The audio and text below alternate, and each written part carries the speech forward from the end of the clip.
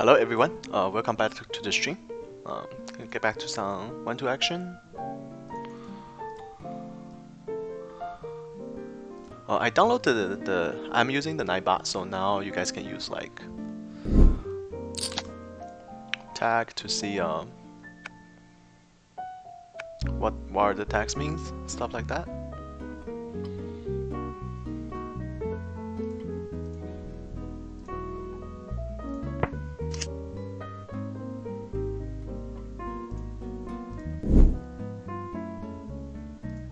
Jack 3 we're not gonna defend.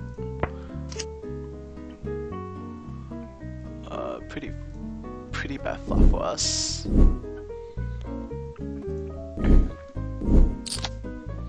Just gonna muck.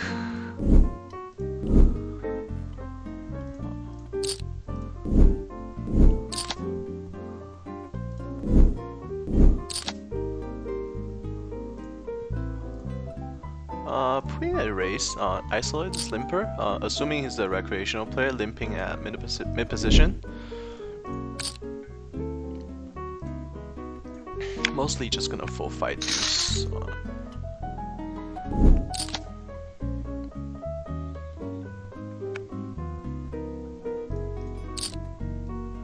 On this board, I think we're using a larger c-bet sizing. Let's just go with the pot. Getting 3-bet by an unknown player, we do have ace-queen suited, so on this board, starting with a small c-bet. I'm gonna call and peel the flop in position. On this board, I think we're using a larger sizing because I feel like 4-6 a diamond hit his big blind calling range pretty hard. And over here, against unknown player, on this flop, we don't even have a heart. If there's a heart on the board, we'd probably continue. But without it, we're just gonna fold, it's okay. Defending with king-queen off. He does call our larger c-bet, so just gonna barrel this turn pretty hard, I think. He let out, I'm just gonna put in a raise. He might be doing this with the 6, but he can also be doing this with like a draw. I'm trying to figure out if we should put in a raise.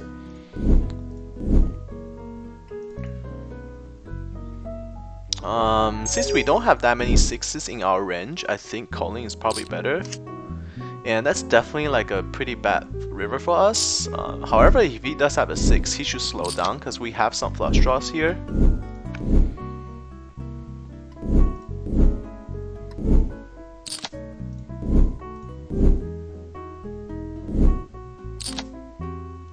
We can also have like ace-x of diamonds. Just gonna check back. And he's just making a move with the pocket 8s. I guess our larger c-bet sizing kind of confused him and off-balanced him a little bit. King 3 suited is I feel like we have to 3-bet if we want to play. Defending with it, I feel like it's gonna give us a lot of trouble.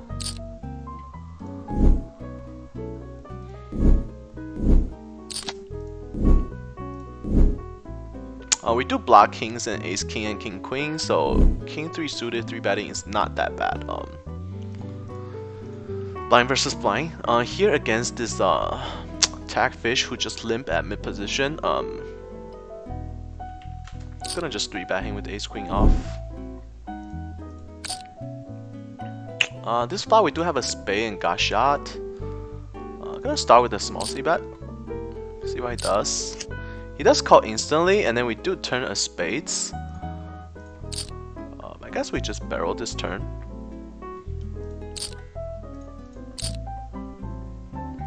And we do just pick it up, that's nice. Here getting 3-bet by a loose aggressive fish player. On this turn, I think we're checking back often. 3-betting with ace-jack off against button open.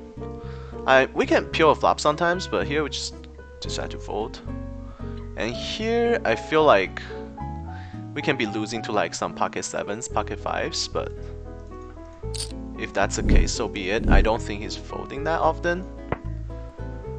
He does have pocket 7s. it's okay to give up some time, even though like we know precisely what our opponents have. Because in order for him to fold sevens there, we actually have to go crazy, at least like pot size bet. I feel like if anything under pot size, I feel like we're getting a call. We're gonna get call and we're just gonna be losing money. And if we use like an overbet sizing, he could have a queen and play that way. And that way we're just giving him extra money, so I didn't really like that. Here we flop a gut shot.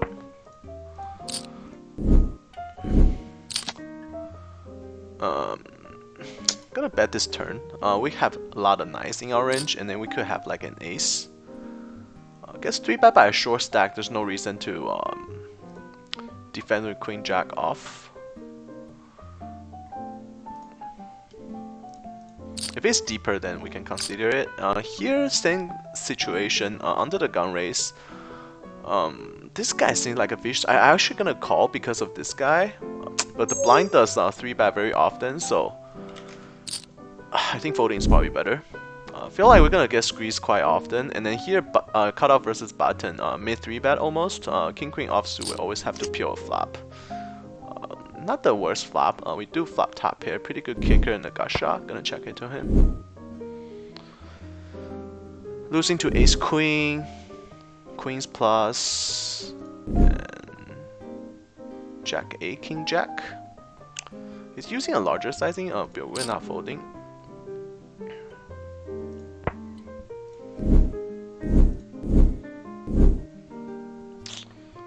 He goes for half pot.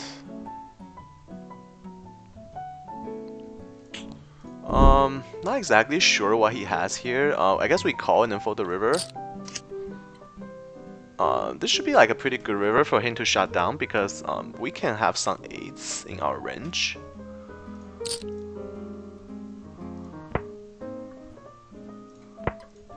And he does just check back with queen jack. That's always nice. He could have ace queen and then like queens plus there. However, that river will shut him down very often. So we got lucky with the wrong owl. Otherwise, I feel like he's gonna barrel the river quite often. Here, jack 10 suited, we're just gonna peel against small blind 3-bet.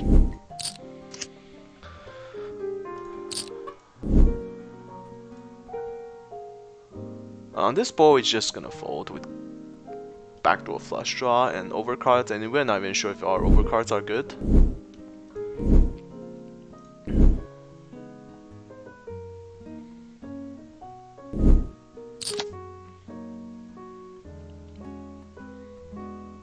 By offsuit, I'm just gonna fold. Ace jack offsuited here. We can go for a 3-bet. We can call. I guess we go for a 3-bet here. Small blind versus blind opens pretty wide. And here we do face a 3-bet by somebody who's normally play like a short stack. He does have a big stacks. Just gonna put in a 4-bet. Pretty sure he's gonna be uncomfortable in this type of situation because he is a short stack player.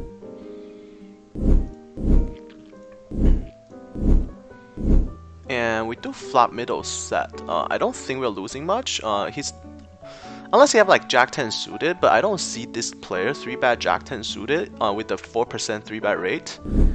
And I just don't see him calling a 4-bet even if he decided to go for the 3-bet with jack 10 suited. Just gonna start with a small c-bet. He could have like some ace king, ace queen.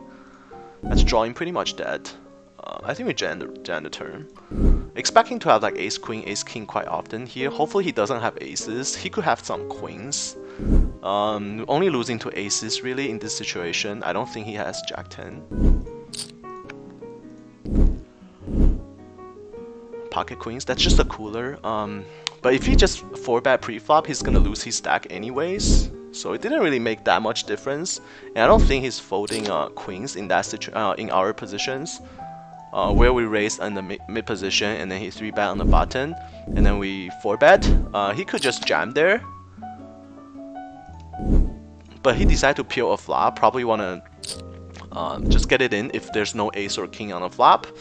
And then just shove if it's like a safe flop. However, it's unfortunate for him that he flop bottom set, but he doesn't really beat that much on that board except ace king with the way we play. And just gonna 3-bet him. He might be a little bit tilted. He is the weaker. Oh, not this guy. Sorry. I think I misunderstood.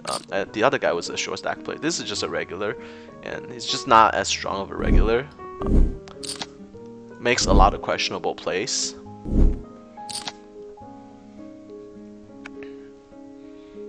My new favorite poker streamer has started. Thank you, Lieutenant. Appreciate the kind word.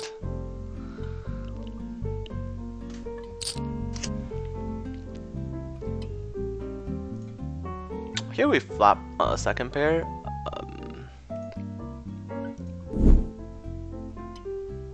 C-betting is okay. Checking back is not the worst either.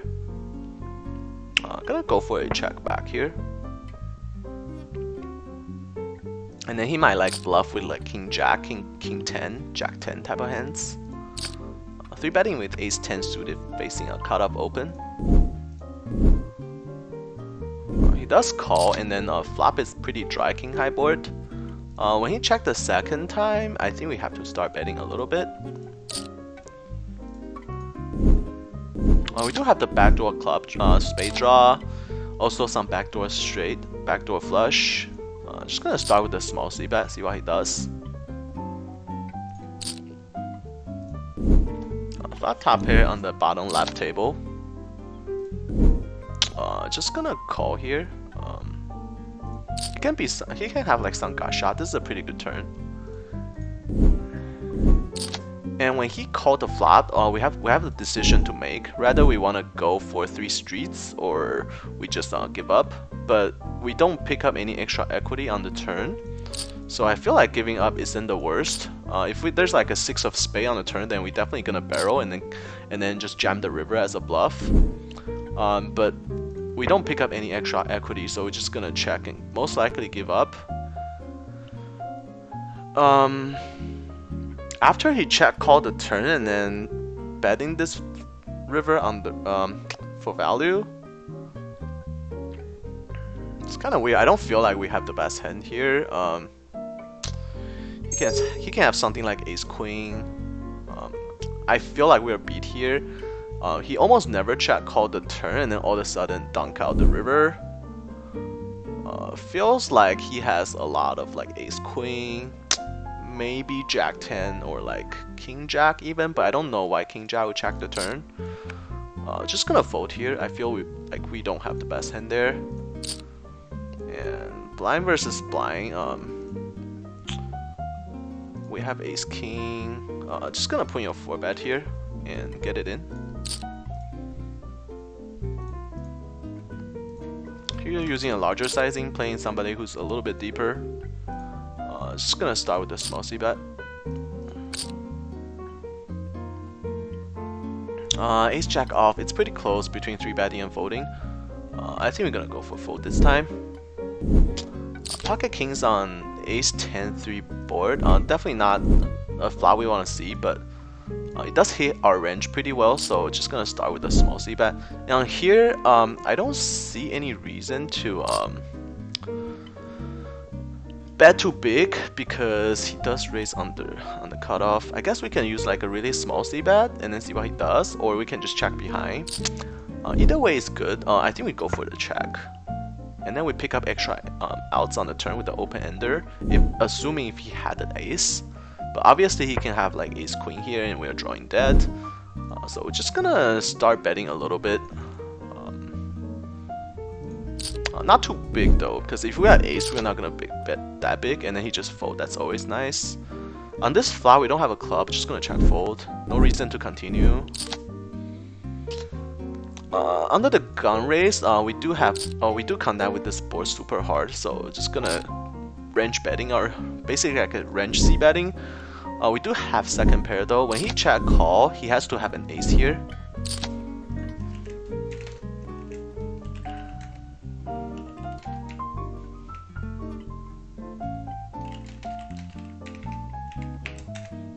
Yes, we got a bot today.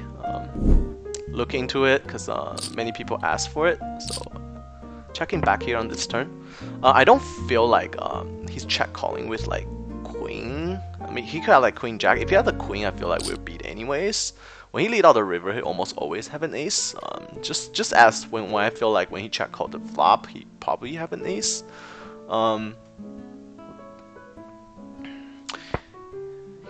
Here we're 4-betting and then just get it in. I don't like calling here. He can have like some king jack, king 10, jack 10 for bluffs, but more often than not we're losing here. I feel like he's never gonna bet a queen here, so most likely he has an ace, so we're just gonna give it to him.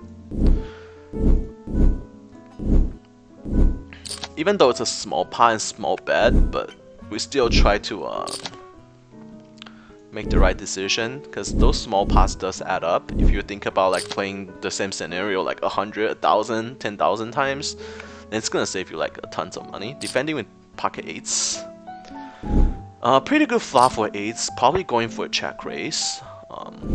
We call in the big blind. We do have some fives in our range, and here flopping trips always help. Gonna go for a check raise. Not too big, because we're not gonna check raise that big if we have if we have like a 5 here. Just gonna small c-bet this flop. Against attack fish, he doesn't like to fold to c-bet. I expect him to like check raise here sometimes to make a play. He doesn't, he just flat call. On this turn, I feel like we're gonna barrel using an overpot bet. Yeah, he does fold. This board is really dry. I'm not sure what he's calling with. It's either a 10 or 6, and then even on, if he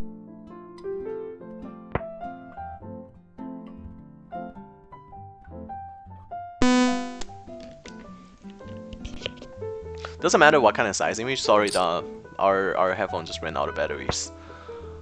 Not battery. It just shut down for some reason. Mob Tax, thanks for the follow. Welcome to the stream. So yeah, over there, like I just feel like on the turn, if we use like a smaller sizing, he's still folding a 6, so it didn't really matter what we do. By using a larger sizing, the advantage we have there is if he does have a 10, then we get to stack him on the river, or win like a really big pot. Just checking back with ace queen here. I feel like we had the best hand there very often. Obviously, we can turn our hand into a bluff on the river by just betting a little bit.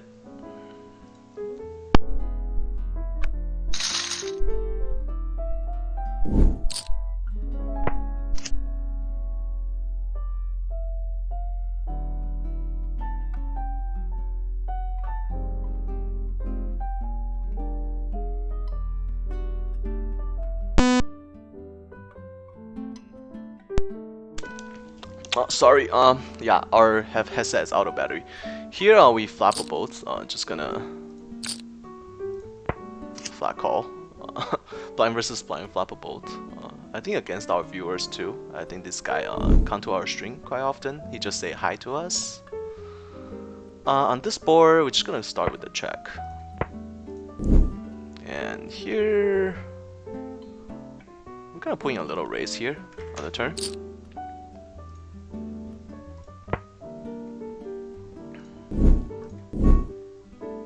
He could have a queen. He could have flush draws.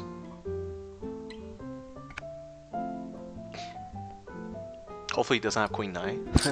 That'll be a cooler, but we just have to lose our stack if that's the case.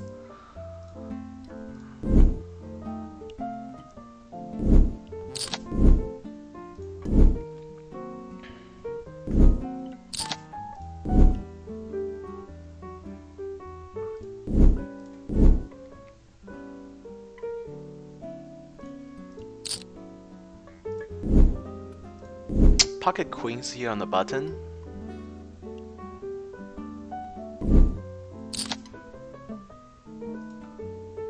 Definitely 3-betting. He is attack fish. We don't have that much history with him, but we're just gonna size up our raise. Here we do flop got shot and overcards. Start with the small c bet. On this flop, it's not the greatest, but it's not the worst for queens. Gonna bet for value. A little overhead pot. We do get raised. Here we face double raise.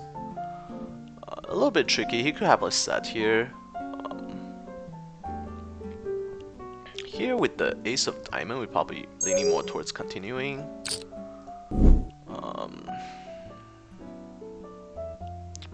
Actually don't mind a call. And we do get there on the turn. Hopefully he doesn't have a 6 though. 8. Queen 10 gets there, but we do block Queen 10 pretty hard. When he barrel like this,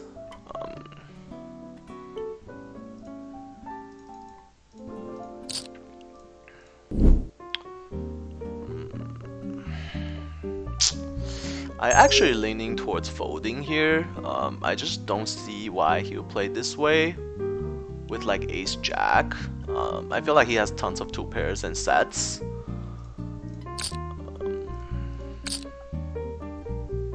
Because if we call this, pot will be like 350-ish. And then we have 200 behind, so we can't really fold the river. So just gonna fold here. If we get bluffed, we get bluffed. You know, it's fine. Not the end of the world. But I feel like the frequency of him bluffing there is extremely low. Here on this board, we do raise 3-bet under the gun raise, so we definitely gonna. It's a pretty good flop with jacks over cards, and then we do have a gacha as well. Yeah, over there the queens, I feel like we definitely didn't have the best hand. I feel like we're losing there very often. Especially he check and mid-raise on that kind of flop. Just doesn't seem like he was trying to pull a bluff there. Turn a gut shot.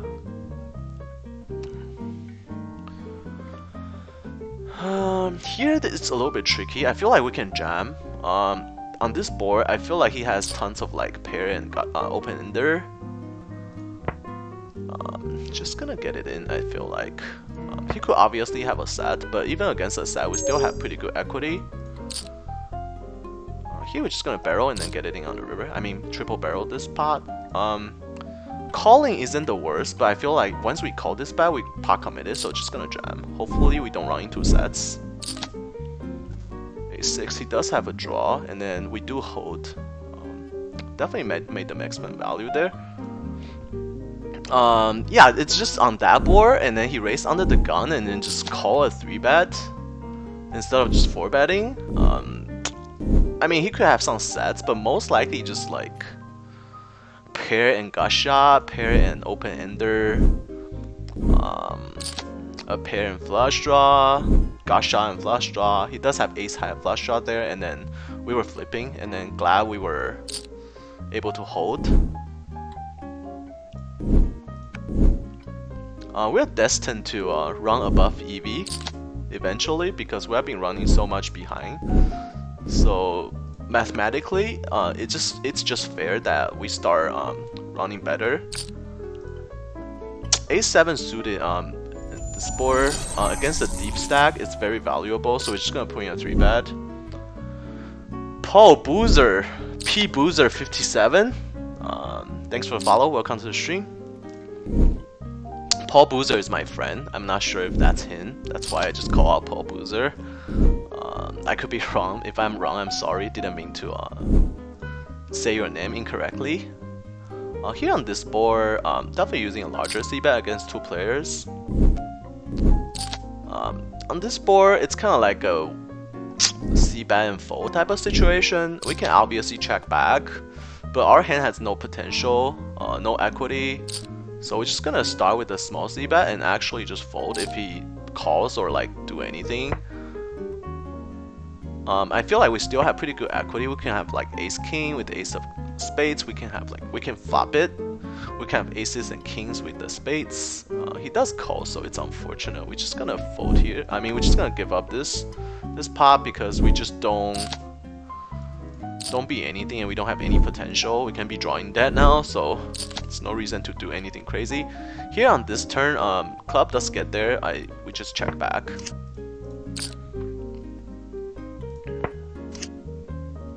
3 queens. That's pretty interesting. Very unlikely he has a queen now. He might have a jack. He's never folding a jack. Let's see what he does. This is kind of tricky.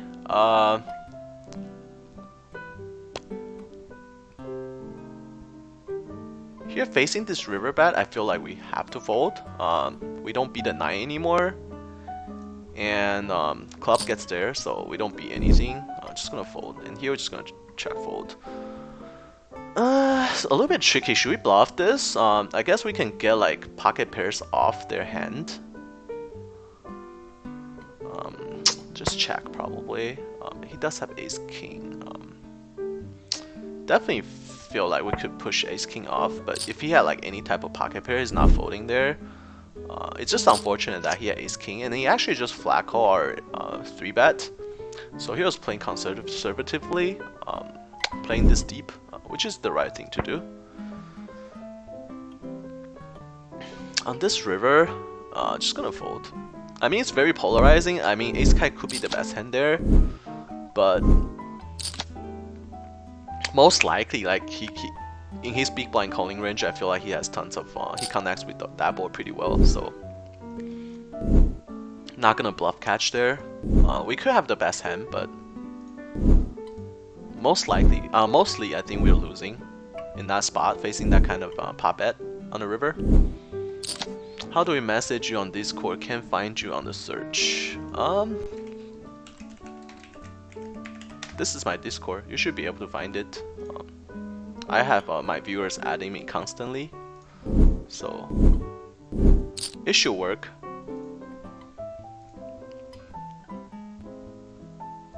I don't have any pending friend requests, so must be something wrong on your end, or you're adding maybe like a typo or something. Ace queen off facing under the gun raise, and cold call from under the gun +1. He is the tighter player, so we're just gonna call and PO with ace queen off and play it carefully. He could have ace king here, and that's one of the better flop. However, he can have aces and kings here, and just gonna see what he does. He does c-bet. He c-bet 100% of the time, but he only opens 6% of the time, so he's a tight player. We're probably just gonna check call 3 streets here.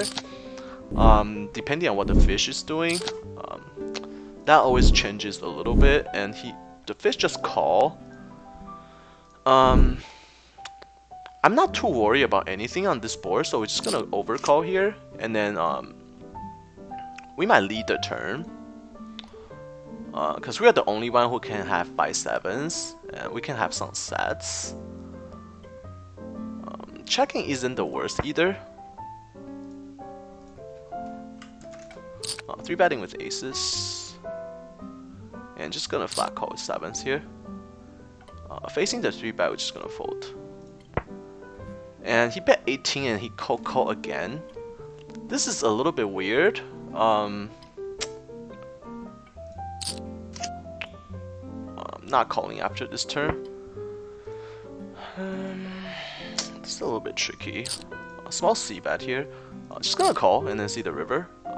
That river should shut down the action quite often, quite a lot, because any 7, any deuce is a straight. And we're the only one who can have those hands. On the king turn, we're just gonna check. We can lead here for value and fold to a raise.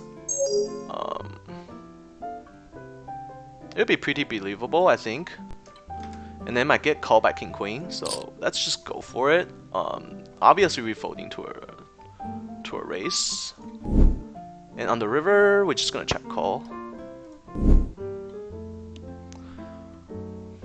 Send friend request on Discord for coaching. No problem. I mean, anytime. It could be like asking a simple question and just, you know. What's up, Paul Boozer? Thanks for messing up my Macan order, man.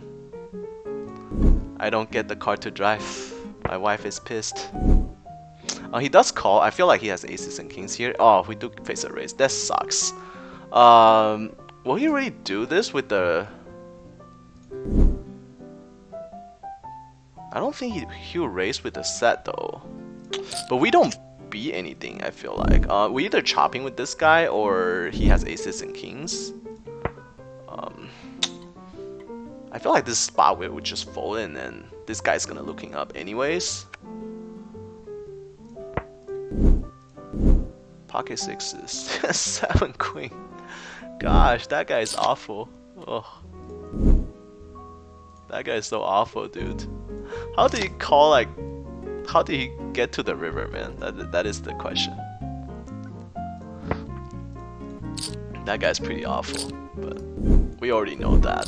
It's interesting to see though, but I do feel like this guy has like aces and kings, and he probably had us beat. That's why we just fold. And I knew that he's gonna looking up. On this board, using a larger c-bet sizing. Yeah, it's very interesting. He called under the gun +1 with queen 7 suited.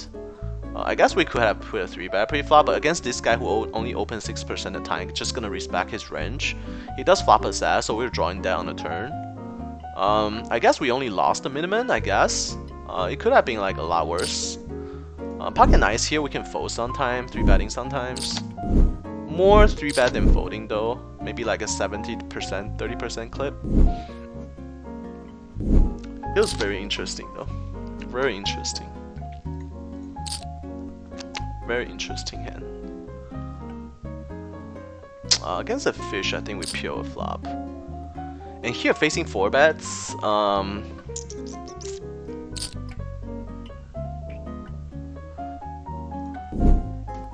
I mean, he does use a larger sizing, so just gonna give it to him. Nice hand, buddy.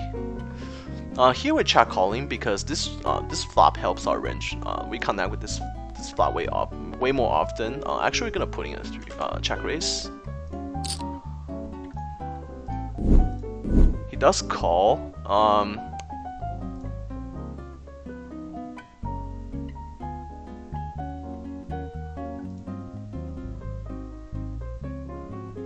I guess we use like overbet sizing here, or we just give up. Not really the give up type. Gonna go for it. And he does call again. Feel like he had like jacks or something. I'm not even sure if it's gonna fold to a jam. Against someone like this, raise under the gun with 6-4 suited and call 3-bet with it. So he's kind of like a sticky, loose, calling station type of player. Probably don't want to jam. Just hope that he have like overcards and flush draws. Maybe we have the best hand with ace high. It's a possibility.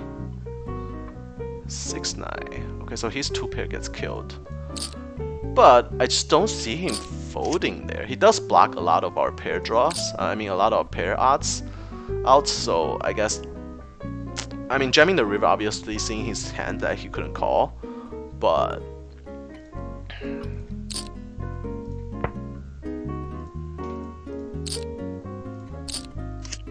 it's whatever. On this turn we're checking, and here we missed. Don't feel like he's folding much, so just gonna give up. Jack 6 definitely calling. Here we're just gonna barrel the turn. Check into the c-bet, folding to a c-bet.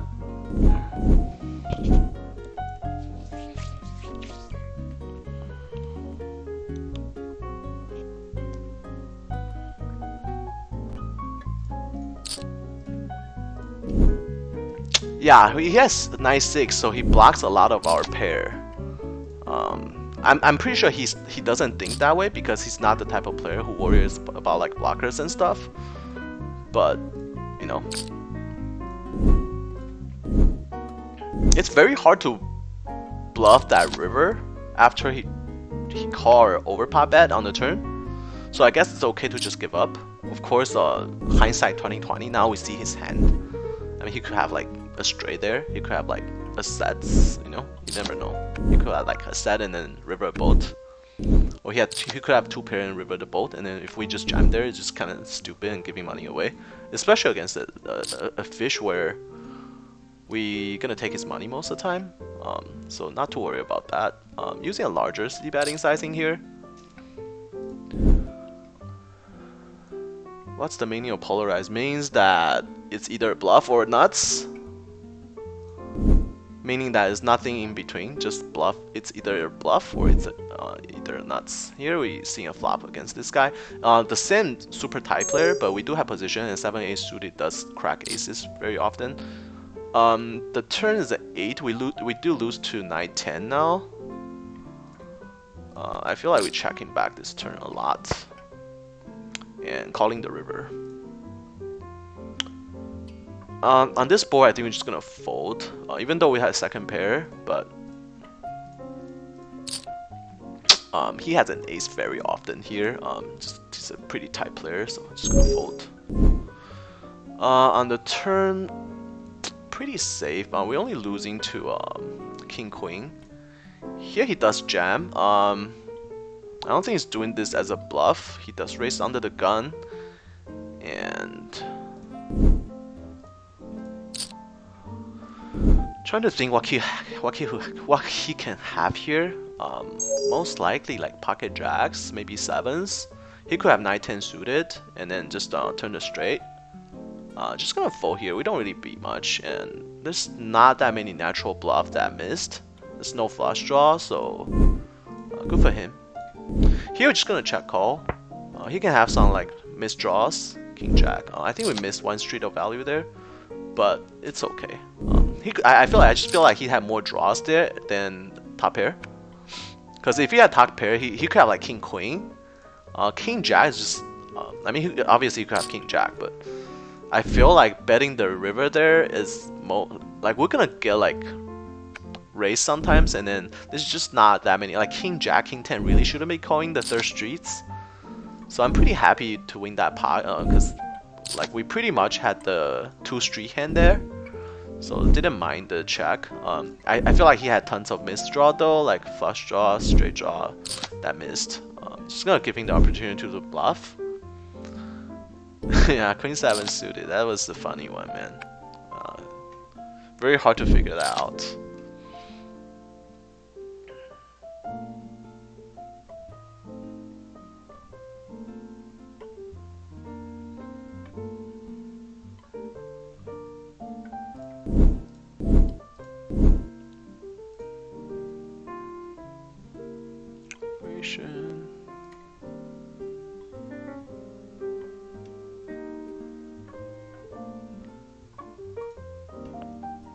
I think the YouTube link might be wrong.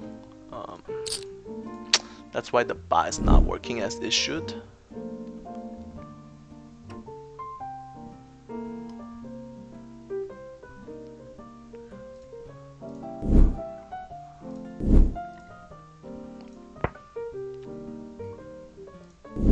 Definitely playing a little bit slower today because I've been doing other shits on other screens. Trying to figure out the bots. Not exactly sure how that works.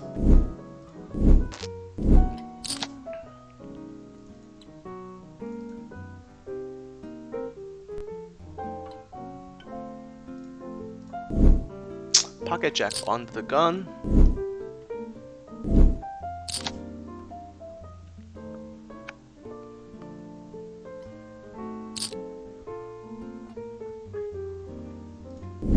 Gonna hustle up and play a little bit faster so we get some more action in. Defending with 3s, flop a set always helps, especially against a tag fish. Overplays top pair, dunk lead turn when turn pair ace. So this guy is definitely a guy where we check raise on the flop because he overplays top pair. Once he checked though, I feel like we can just bet. Here we flop middle set. Start with a small c-bet. Losing to queen 10. And he does raise. That's interesting. Overplays top pair. Dunk lead turn when turn pair ace. Don't think we're losing here. There is 2 flush draw out there. I guess we call and let him bluff the river. That's a bad river. Any ace we lose now. And he does have 4-5. Interesting. Interesting. Pretty happy to just win there. Because I feel like in his opening range he has tons of ace, and any ace is straight there on the river. Oh, we flop another sats. Okay. Against this guy who only 4-bet 4% of the time. Here I think we start with the check. Small c-bet is okay too, but on this board we just block like top of his range very often, so not exactly sure what we can have there. Here, I guess we can use like a really small code 4 sizing, and then we have to call his jam. Here we're betting the turn pretty big. Still have the nuts. Check calling. Turn and flush draw definitely is nice because he could have like a better 10. Do we bet for value here? I feel like we just have to jam on this flop. It's kind of brutal. If he plays, I feel like if he has queens plus, he would just get it in on a flop. I mean, get it in pre-flop because there's no reason, and with reverse flush, it's always nice. But I feel like he's just making a move on the flop, and then he's just gonna fold to any bet here. Calling with ace queen off. Just gonna do like $5 bet, see what he does. Maybe he would go crazy and check raise. King jack.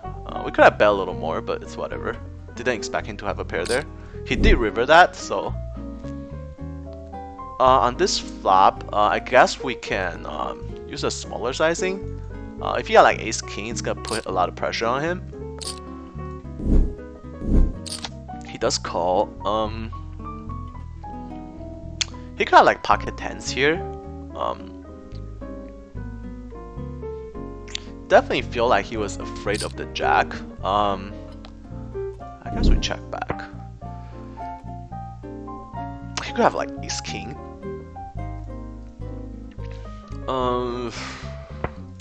Don't really want to bluff this guy because I feel like we can make a play against fishes, but once we check the turn, he's not gonna give us too much credit to fold to a river bet unless we're like double potted to like 120 or something. Then I feel like he's folding most of the time. Just gonna check and give up on this one. It's fine. He does have pocket 10, so we actually call out his hands. But once we decide to check the turn, it's kind of like we're giving up, even though he could have pocket 10s. And then not exactly sure if he will fold pocket 10 if we barrel the turn. Probably it takes 3 barrel for him to fold pocket 10s there. As played, feel like he could fold the river if we put in another bet. But poker is easy to play once you see other people's hands, so I don't want to get into that because it's really no point. I just feel like we made the best decision depending on, you know, when the scenario is happening, then we try to make the best decision. 3 betting here, and then ace is facing a small blind 3 bet. I'm gonna go for a small 4 bet, and I mean flat calling isn't the worst either. With the Gasha, gonna start betting a little bit here. We check folding second pair. And here small c bet. Gonna go for 4 bet. On this turn, I feel like we are gonna overbet.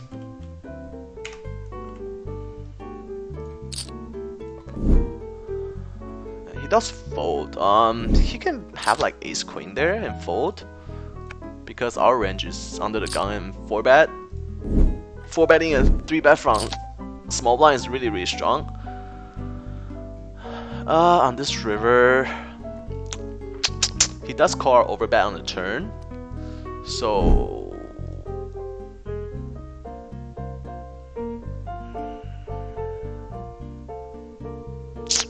gonna go for it.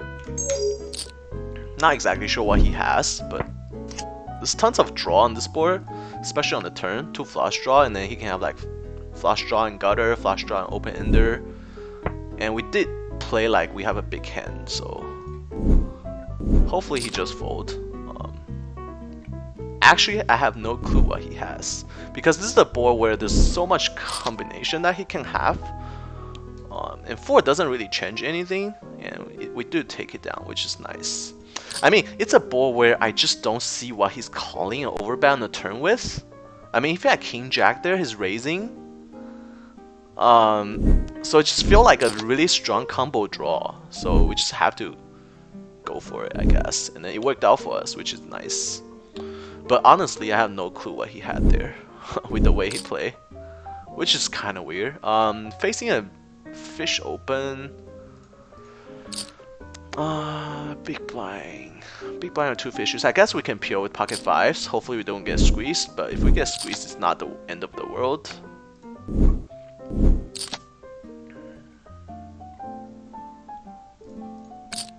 Opening jacks. On this board, just gonna check back.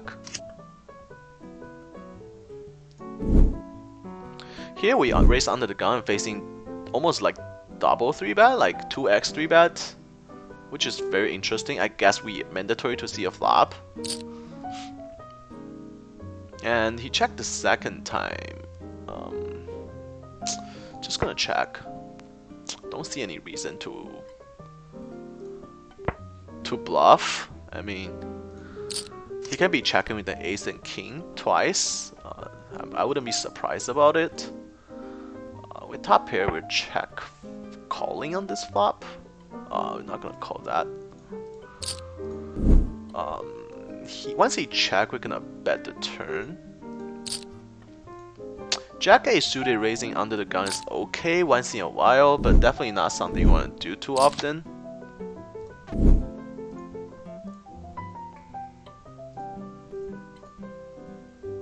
And by the way, I just added all of you on Discord.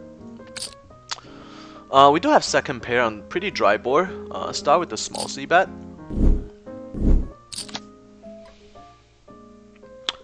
Do facing a raise. Not exactly sure what he's raising with. I feel like this is a hand where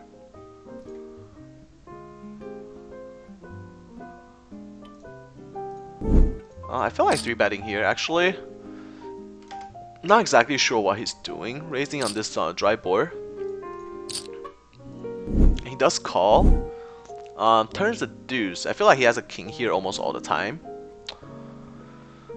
Can we bluffing off a king? Against an unknown player, looks like very stationed, so probably not gonna try. He could have a set playing this way, but we do block 2-8. We do block pocket 8s, and now like the turns another deuce. So I feel like he has a king here more often than a boat. He could have like king queen or something. Just gonna check it to him and see what he does. I feel like he's gonna check back very often, and he does. He's probably have king queen here, but I don't think we can ever get him off that hand. And if he has king queen, he probably just check back the river anyways, so we get to see it. It's either king queen or king jack, but I feel like king queen is more likely. Just gonna surrender. King 10, that's a little bit loose. I don't really like his play if he had like king 10, because he doesn't really. Well, I guess calling the 3-bet on the flop is a little bit crazy, but it's whatever. On this board, we're gonna use a larger c-bet, not larger c-bet, just larger sizing in general, because he raised pre-flop. We just defended, and he does just fold. Oopsie, what happened here?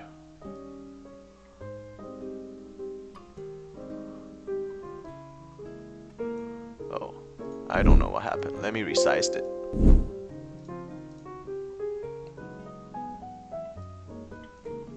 Hold on.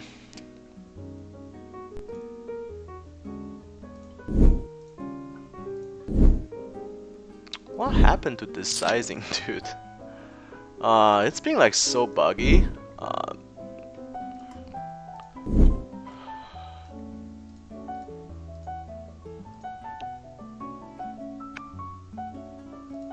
Probably just have to restart this table. I don't know what's going on. Sorry about the sizing, guys. I don't know what I did on this table. It's just kind of become like a funny sizing. King Jack suited there is a fold. And I can't get it back to normal. I don't know why.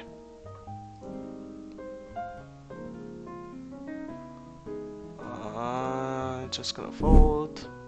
Facing 3-bet, he's way too short for us to call with ace-9 suited. Here on this board, you're checking back.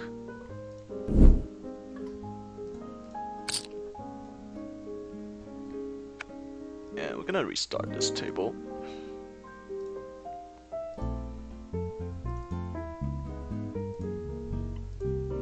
Ah, shit, it's still the same sizing. I'm not sure what's going on. And calling this turn, hopefully he bluffed the river. And we are oh, okay, it popped back. That's nice. Calling. Ace-8, chop chop. Unlucky, but it's whatever. Facing the tag fish, we're gonna peel a flop with ace-10 suited. Betting the turn.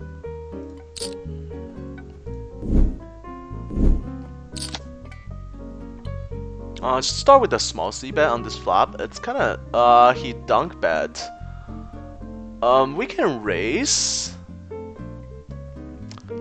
On this river, I don't think we can wrap the ace at all, so it's probably better to just check fold. Here we can raise, but against the fish, we're just gonna fold, giving the pot.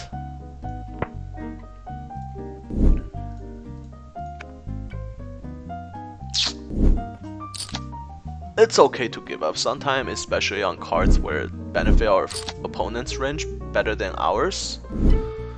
Probably better that way anyways. Here on this turn, I feel like we can start leading. Unless he had the jack, he's almost always folding here. And then if he calls, he might have like ace or king of heart that we're still leading. And that river pretty much killed it. I'm just gonna check. Here we do flop bottom pair, ace-7. Okay, nice hand. Just gonna start with a small c-bet. Blind versus blind, ace-king suited.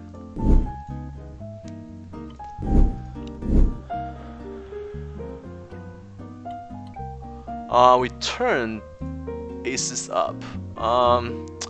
This is the turn where we almost always barrel. I feel like he's folding way too often on this turn though. We probably check back and bet the river, because I don't feel like we can get 3 streets of value on this hand, so we're just gonna check back. And that's a pretty good river. We don't have a club. Against unknown player, I think we just c-bet.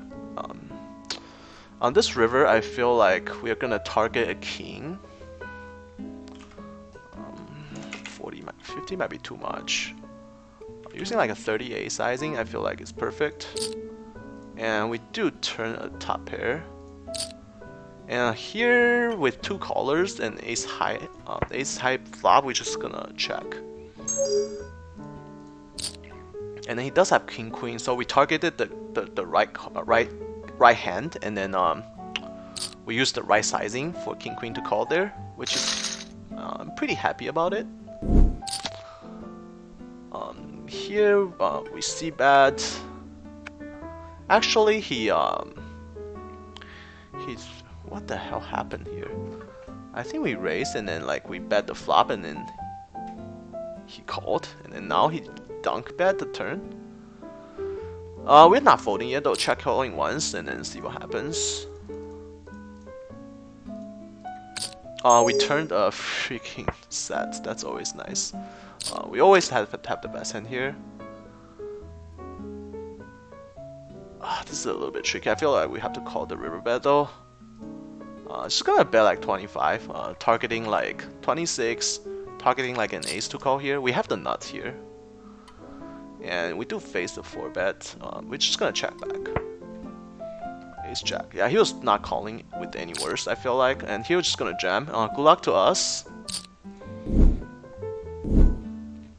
Good thing he doesn't snap call. That means we have the best hand. Finally ending that streak of running into aces with our pocket kings. Hopefully he calls and we can hold. That would be pretty nice. The DBO wagon guy is broke again on ACR. He salty you labeling a fish. I mean, oh, I might be wrong though. A lot of fish tag players are decent. I just like, so here's the thing, like I tag them like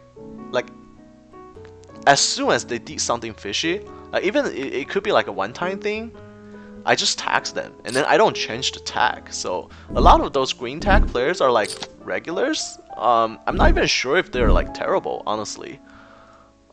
So don't get offended by my tags because it doesn't really mean anything. Because so I see like if you think like this guy like cold call in a small blind facing button open, I'll just tag him as a fish. But I do that sometimes too. Like once in a while I do that for you know, for a specific reason. If like a fish is in the big blind, I might do that. So it doesn't, when I tag a fish, it doesn't necessarily means that you are a fish. I mean, I can be wrong, and he could be a crusher. But the point is that he shouldn't care because this guy is stupid. So he shouldn't care because if he's a crusher or winning player, like why would you care how other people tag you? Like people can tag me a fish. It's not gonna affect me at all. I'm not gonna get offended or anything. Like I'm perfectly fine with it. You can tag me a fish, a whale. Like I don't give a damn. Like it doesn't bother me. So if I tag you a fish, I am so sorry, but it doesn't necessarily means that you are a fish. Because a lot of those green tag players, I just tag them because I see like a questionable move from them, and then it stays that way. Like I almost never change my tag. Sometimes I'll change it, but like it's very rarely I changed it because a lot of those regulars that got tagged the fish, like I already know them. Like I know their name. I don't look at the tags. So I'm sorry if you get offended, but I did not mean that at all. And then I just explain my logic. A lot of those green tag players could be crushers. I mean, I can be wrong in my tags. So don't ever get offended by me. You shouldn't be. Oh, I guess my Nightbot works. I just gave out a link. I'm not even sure if that link is correct. It is correct. Awesome. So I did gain some subscriber, which is awesome because I need 100 to actually have like a customized link, like URL. Like you see this link is like all like random because I have less than 100 subscriber. I haven't been really like focusing on my YouTube. I should have like tried to cut video highlights and stuff and then try to grow it, but I'm just too busy with my work and stream because I do wanna keep my promises of streaming every day from Monday to Friday for at least like 1 hour, 1.5 hours, 2 hours. So that makes video editing pretty tough. I'm not the greatest video editor as well, so it takes me a while and then might do a lousy job. So if that's the case, then I might as well just stream until one day you know, I have more time or I get the decent video editor or something. Playing super deep. Don't mind a 3-bet here, but out of position, we can just play safe by calling. So that's gonna confusing a little more about our ranges. Just gonna check. On the turn, I think we're gonna start betting. He can have some flush draw, straight draw on this board. He checked back. We're gonna start betting the turn. Just half pot though, not too much. And he does call, and we're just gonna check the river. Hopefully he checked back. I think we have to call though. He checked the flop. If he had an ace, I feel like he's always betting on 2 spades on this flop. On the turn, it's a brick. He called, so I feel like he has flush draw here sometimes. I think we have to looking up. You know, he does have an ace, so he played an ace that way. Interesting. I just feel like there's a flush draw on the flop. Why would he check back an ace? I guess he was just mixing his range. Unknown player, but doesn't matter. Happy to paying off. Facing a short stack. Just gonna 3-bet. Don't see any way to be. Don't see any reason to be tricky by flat calling. Ace King suited. We're calling his jam.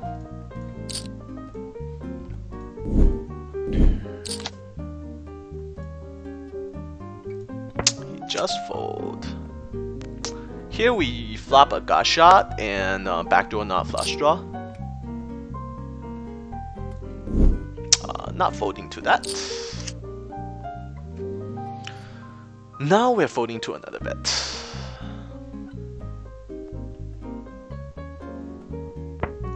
Oh, he checks. Interesting. I think once he checks, we have to bet. Obviously, he can be checking a ace, but just gonna take our chance.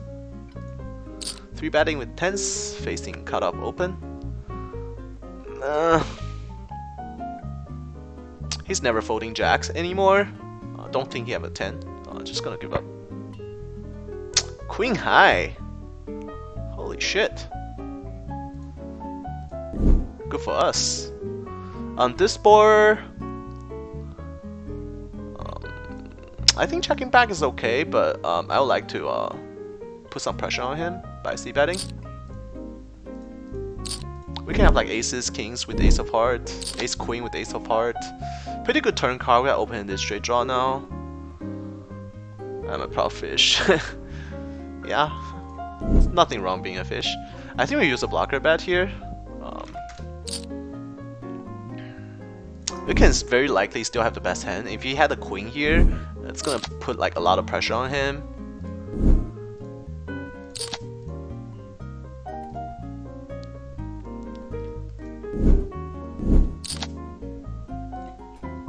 Raise, call, squeezing huge here to 30. He jammed the turn, okay. What can he be jamming here? He cold called the 3-bet out of position. He can have a set. He could flop it. Ace jack of heart, king jack of heart. I guess now I regret like checking back. I mean, I regret just using a blocker sizing, but I guess it's fine. If we just check back, I think I'm not sure what kind of sizing he'll be using on the river. We might lose more, so good for him. Here we do face a 4-bet, and this 4-bet is pretty serious. With ace king suited.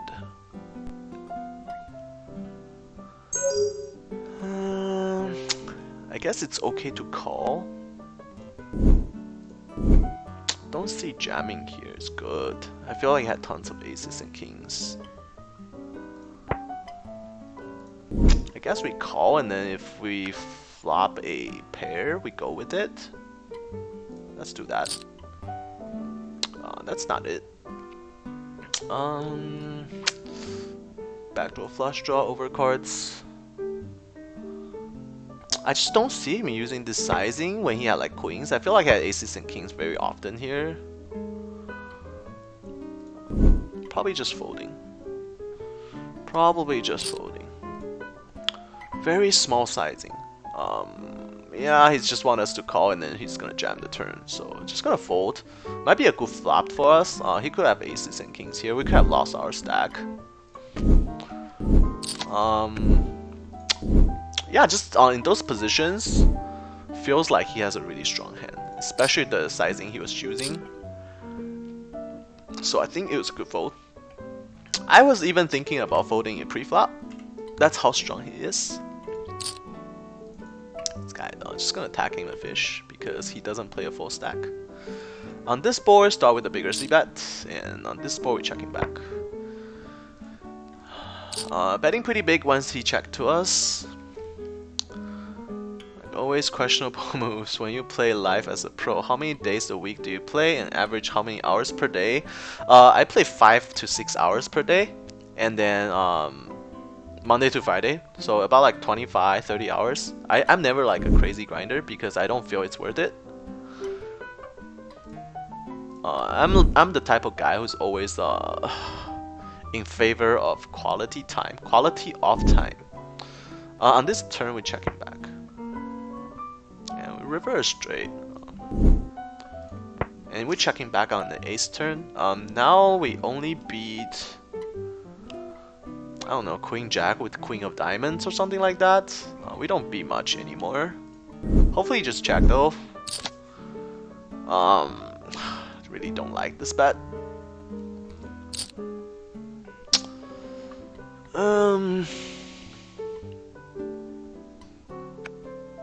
Yeah. He could have like ace of diamond on the flop and then get there on the turn. With this sizing, we're chopping with king queen. I don't think he would bet the king though. That's the problem. I don't think he would bet the king. We're probably losing here. Just gonna fold. Don't see us beating anything facing that action. Could be wrong as always, but I feel like it's a good fold. Any plans on playing live at the bike Sundays? I might actually. When the show is running, I actually wasn't playing that much poker. But yeah, definitely consider that. 3-bet, not really worried about this stack. Gonna put in a 4-bet and call it jam, I guess. Hopefully we have the best hand. Hopefully we can win. Calling his jam. He just fold. That's always nice. I was actually a house player at the bike before life at the bike even existed. So I actually witnessed life at the bike grow. So when I was the house player there, life at the bike didn't exist. And then during the year I was playing there, I was the house player there. Life at the bike started, and then it started where this is definitely a fish. Do I want to isolate him though? No, I'm just gonna call because of him. This guy's definitely a fish. So I actually witnessed life at the bike grew. Like, it was pretty cool. In the beginning, there's no one like playing that game. Like they were actually asking me. So Aaron and Annie are like two other house players there.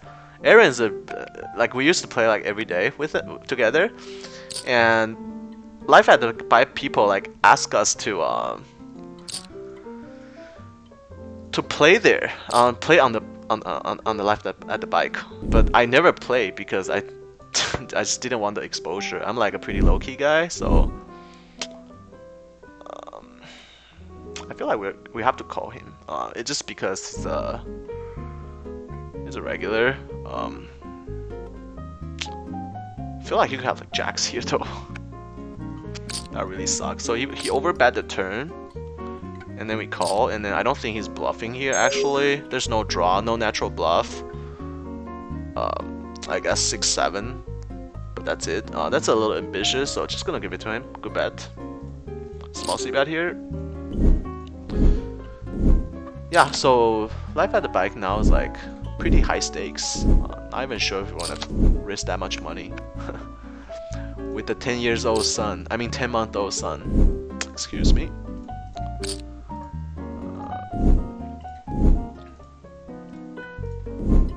Probably use that money to like invest something versus just, you know, playing poker, gambling away. I mean, at the end of the day, like, if you just play like one live session, like it's just pretty much gambling. Facing this action, we're gonna do a huge squeeze and get it in. 150 big blind, not 150, like 130 big blind. Pretty confident. Just get it in. It's just jam.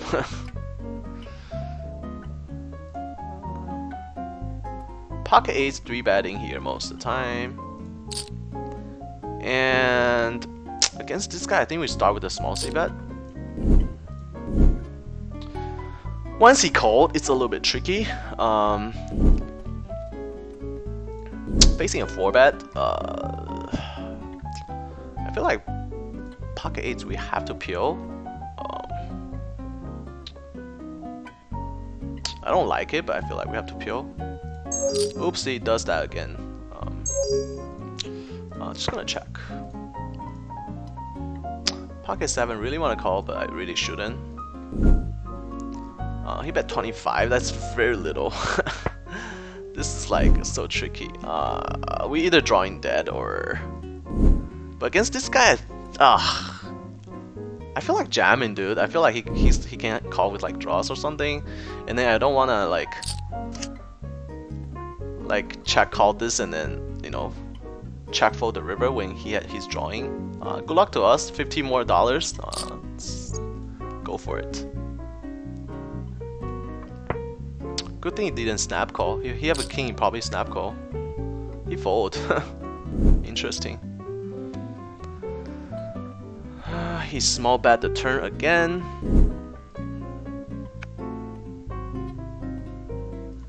This is a similar type of situation, but he did 4 bet pre. He can have like ace king here still. I guess we call against that sizing. And checking a river again. Of course he jammed. Just gonna give it to him.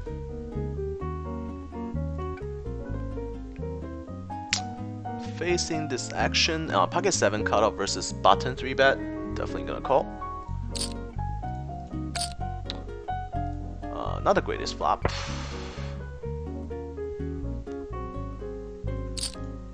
Just gonna fold.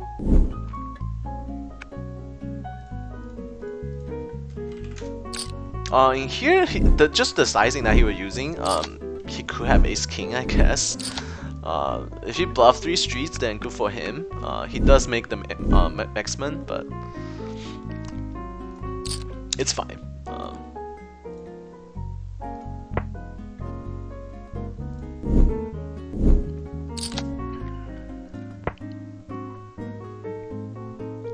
I feel like folding like $30 in a $130 pot on the turn on 10-10-3 deuce board is just a little bit too weak, and I just don't ever want our opponent to feel like we're weak. So yeah, I'll rather play tough. Win with 9 high, that's nice. I'll rather play tough and lose some extra money. It's fine. On this board, I'm just gonna start with a small bet. Do just pick it up. Always nice. How are you guys doing today? Chat is extra quiet. Some of the regulars are missing. Or maybe they're here just not talking. Ace Jack suited, definitely putting a 3 bet against somebody who this is like a pretty fish player. We had some history together. He does some questionable plays.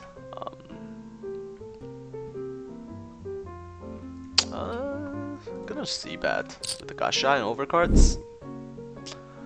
Check raised. 4 bet, 19% of the time. Ace Jack suit is probably not the hand we want to go to war with. Definitely calling a double raise. And turn another spades. Spades are definitely in our calling range, and then he does check. Here we're just gonna fold. Good for him. We pick another spot to get him. On this turn, I feel like we can barrel, and we feel like we take it down very often.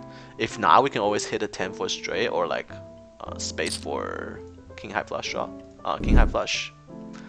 He does call, and then we get there on the river. Just gonna value bet $30. If he jam, we folding, but just gonna try to get some value for our king high flush, and then he does call. He does have queen high flush, and he does have a queen, so we sucked out, but that's what happened when you play out of position. Queen 9 offsuit, just gonna get punished. Hard to make that hand profitable playing out of position against aggression. So it's better just to fold. Any solid player would just fold. And we're facing a jam. Okay. Blind versus blind, facing a 3 bet. This player doesn't really 3 bet that often. However, it is blind versus blind. If we put in a 4 bet, we have to get it in. So it's rather we want to get it in or we want to just peel the flop. Pretty close. I guess we can just 4-bet and get it in, but don't mind calling either. Pretty good flop with 10s. Only losing to ace queen, jacks plus. Check calling the flop. I played at the bike one time when I had a 6-hour layoff at LAX when flying home from Hawaii flight, home from being discharged from military. Salute to you, sir. Always respect the military people.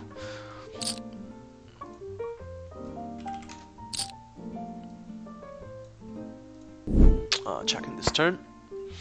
That was my only time in Cali too. Next time when you're around, let me know. We go to the bike or something and we play some live cash game.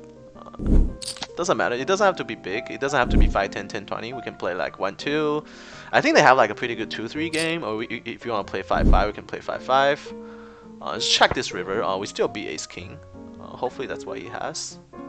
When he checked the turn, I feel like he's checking back the river and just give up very often. Probably have to call if he bet. Cutoff versus button. 3-bet, we just have to call. When he bet 40 here,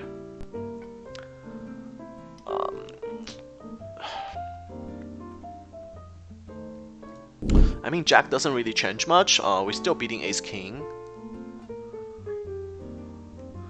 but I don't think ace king would bluff this board though. Especially after turn, turn went check check. Like we're never folding a queen here, and then he's still betting. So I guess he has to have it. Just gonna give it to him. We turn a open-ender. Gonna check again and check calling. He could definitely have like some like ace king with ace of spades or something like that. That's a pretty good run out. Hopefully he just give up. And he does. He have 8-9. Oh, he flopped this. He flopped a flush. Okay. Not the worst. Oh, he flopped a flush. Okay, 3-bet with 8-9 of spades and then just flop a flush. Damn, that feels good. That feels good, man. 8-9. I guess we have some outs. Any spades, he should be scared as well. Not the worst. Didn't work out with for us there, but it happens.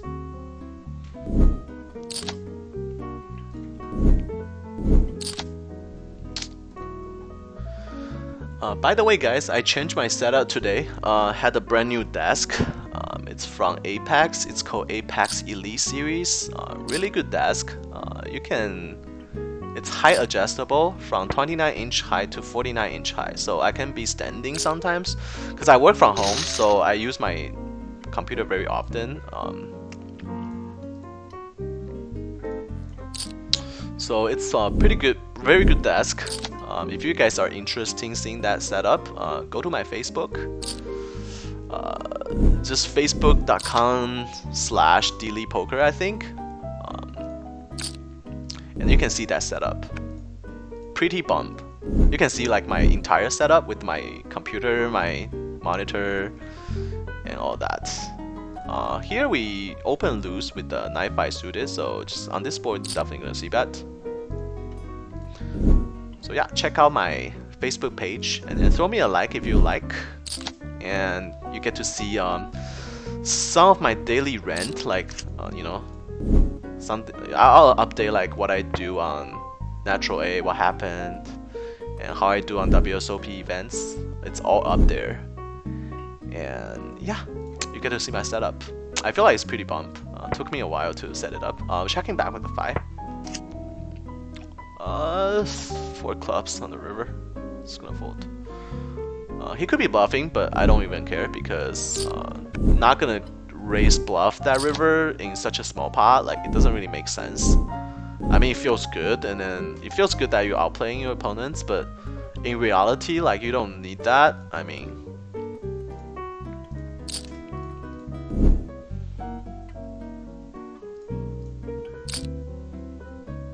Small c-bet, just take it down. That's always nice. Flat middle pair.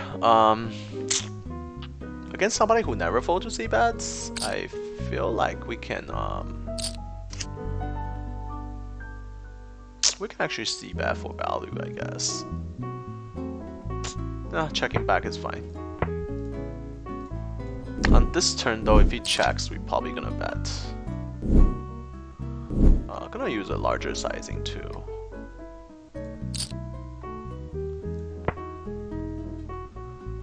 And we do just pick it up. It's always nice. Not gonna do anything crazy. Here we have aces. Hopefully we get some action from this Politorio Smith guy.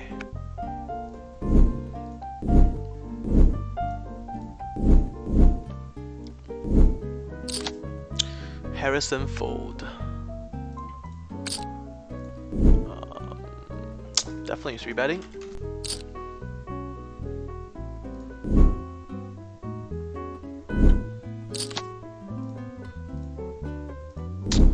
Just pick up the pot.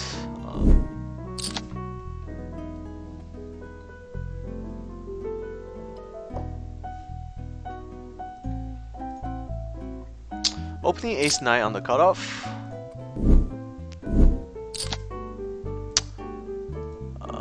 Facing a 3-bet from the small blind. Suited we call, offsuit we're just gonna give it to him. On this board, I think we can start with the check.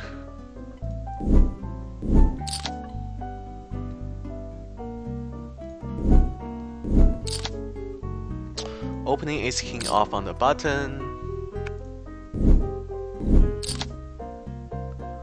Pocket tens at the cutoff.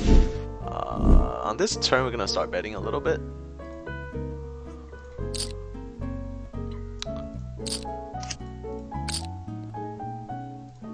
Check folding on this flop.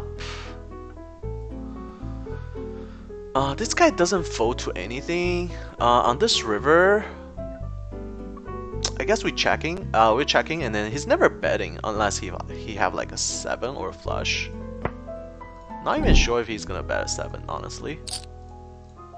I feel like this is the river where he check backs almost all the time. Here this guy never folds, so we're just gonna actually punishing on this turn. He instant call and then river is an ace. I guess we just check back. Since we overbet the turn already. I don't see him betting here without a flush or a 7. Just feel like king 6 of clubs. Just gonna fold. And here we are using a small c-bet. Checking sometimes.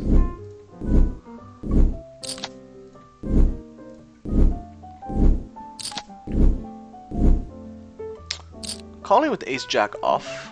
Mostly 3-betting. Calling sometimes. Here on the turn, ace of diamond. I don't think he'll check back an ace. I can be wrong, but just gonna check again.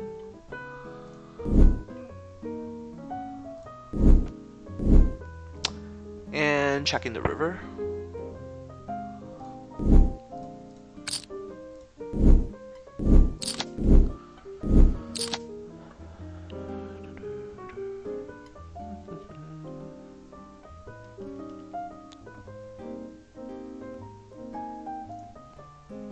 And check calling. Pocket nice. He shouldn't really be value betting there. His value bet for like king high to call. That's a little bit greedy. I guess I don't blame him. I mean, he's going for maximum value. If we had king high there, we probably call. So I guess it wasn't the worst. Opening a6 suited under the gun is a little bit loose, but I don't mind that every once in a while. Pocket 7 on mid position, gonna open. This is a spot where we 4-bet or fold. Against this guy who doesn't really 3-bet that much, so just gonna respect him because he did 3-bet or under the gun range, so gonna give him more credit. on this flop against this guy who never folds. It's like a super calling station type of player. Just gonna start with a small c-bet, and then I feel like this is gonna get us to the river. Don't see him just dunk bet the turn, and he just folded. He just folded for the first time. On this board, checking back with our 10, and it's good to hit chips on the turn. Gonna start betting.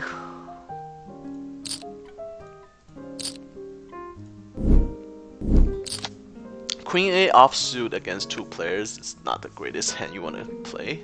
He just folded. 10-7 with pure flop blind versus blind. Flop open in this straight draw, which is one of the best hands that we can flop. Gonna bet. Facing a check raise here. We do have backdoor flush draw, so I guess we can't fold just yet. Here we're 3-betting.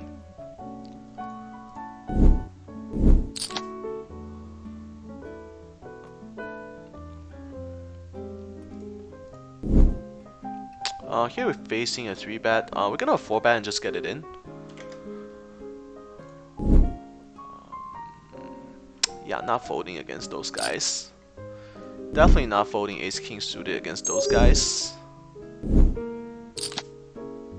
Here, facing this action.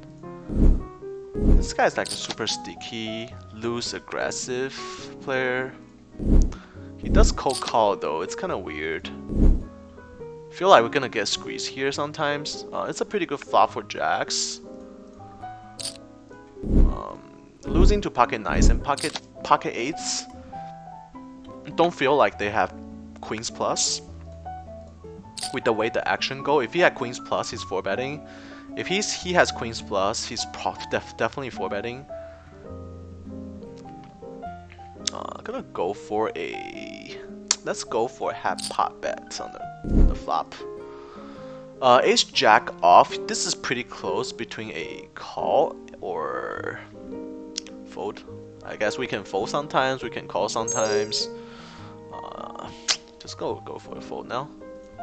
And here he does raise, and then he raised a pretty big amount, so this is a little bit tricky. We do play pretty deep. So once we call this raise, 77. I actually feel like this might be a fold. Even it seems like kind of crazy, but like what do we beat? I mean, the only thing that we beat is like 10 jack of like jack 10. Like I mean. Jack 10 of spade, we block that, so he can't have that. We're gonna call with 3s here, and we're calling here. So we block Jack 10 of spades. I guess he can have like 10-7 of spades, but why would he call in the small blind, call a 3-bet in the small blind with 10-7 of spades? So I feel like he has a set here. Just because we have the Jack of spades, that makes him extremely unlikely that he has something like a draw, so we're just gonna give it to him. Kind of suck, but when you play deeper, you just have to be extremely careful, especially facing aggression. Here we check folding the turn. I think it was a pretty easy fold. Playing that deep, and then he did check raise almost 5x. And on that board, he just couldn't have much. Like Knight A4, like 2 spades. Like what can he have there? I mean, we block Jack of spades, so he doesn't have Jack 10 of spades. And then he's never like calling a 3-bet in small blind with 10-7 of spades. I don't think he's that bad. I mean, I know he's kind of crazy, but he's not that bad. Pretty good flop for us. We use a bigger sizing here. Top pair and a flush draw. I feel like that was a pretty easy fold. Having the Jack of spades makes it extremely easy, I guess. Without it, it's gonna be like a little bit tougher, but still, on pretty good turn. Just gonna barrel, and hopefully we just take it down. Not too happy about being called on the turn again.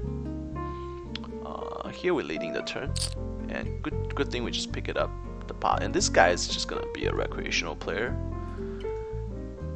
I guess he can have like some king queen, but that's not gonna stop us from value betting. If he gets raised, then it's an easy fold.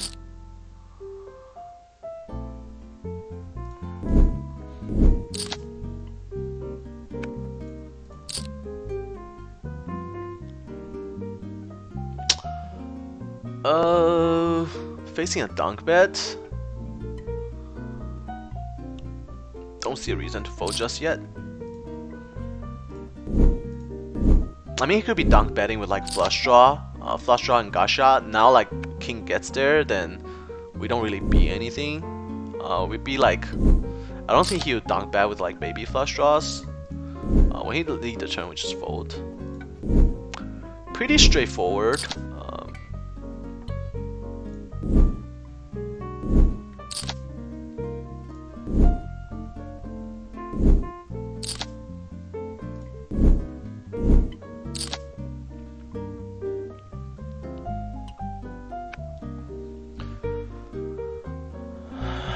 Not gonna defend with king 6 off.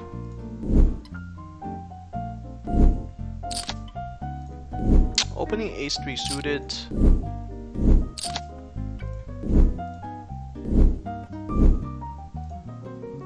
Three betting with 8s. Gonna size up a little bit against this guy.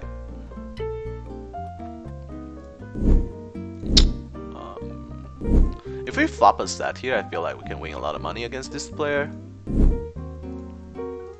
He just fold, and here we are 3 betting with 8s against cutout open and the cold call.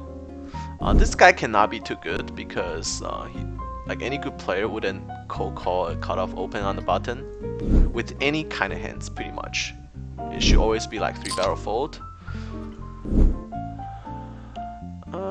Not the worst flop for our range. It's gonna start with the small c bet.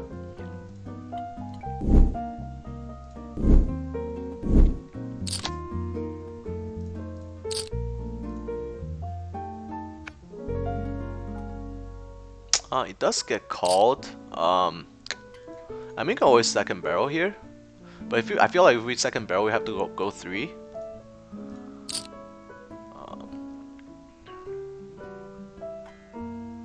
Just gonna check. We triple barrel this guy way too often, so I'm not sure how much credit he's gonna give it to us. I feel like he's checking back a lot of like ace queen, ace jack.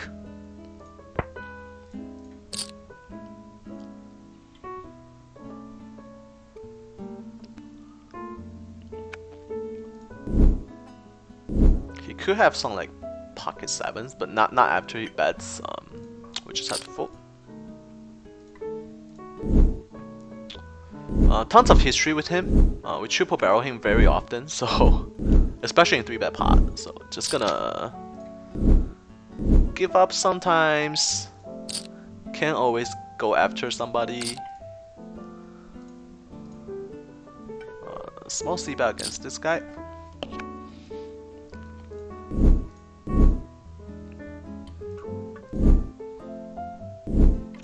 Start with the check on this flop.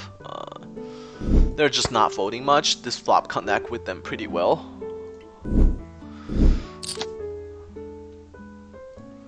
Hard for c-bet to get the job done here. Just gonna give up the turn.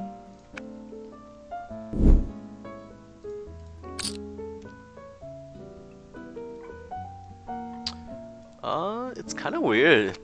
Things just go check, check, check all the time. 2 streets. That rarely happens, especially between regulars, but whatever. Getting 3-bet by small blind, king queen suited, we definitely have to see a flop. Don't really like it because he's short stack. If we flop top pair, we pretty much have to go with it. We don't, and it's an easy fold. Against this guy, we're just gonna peel a flop. Flop top pair, 3 spades. We don't have a spade. Turns another spade. Just gonna check. I feel like he's checking back like ace of spade very often there. isolating the limper. This guy has to be a weaker player. He does have ace king. Folding king queen off against under the gun open. Seeing a flop with jack ace suited.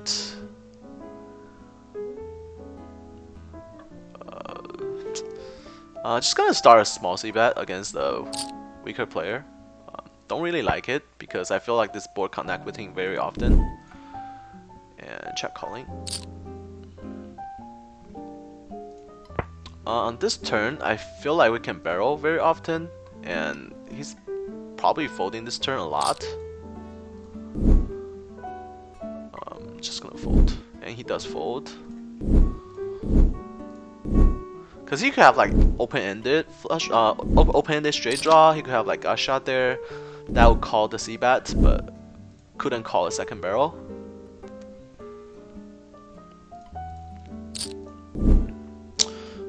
Defending with king queen off. 3-betting is okay sometimes, but calling is fine as well. C-betting here. Against a bigger sizing, we're just gonna call. What's gonna check raise against like a small c-bet. With 2 flush draw out there, I expect him to barrel pretty big if he had the real hand.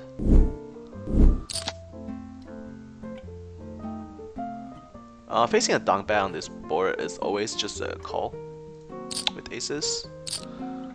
And he does bet pretty big. We're still not folding though. And we are not folding now. I mean, can he have a set here? That would be pretty sick. Checking back on the turn and then calling the river. Just gonna check.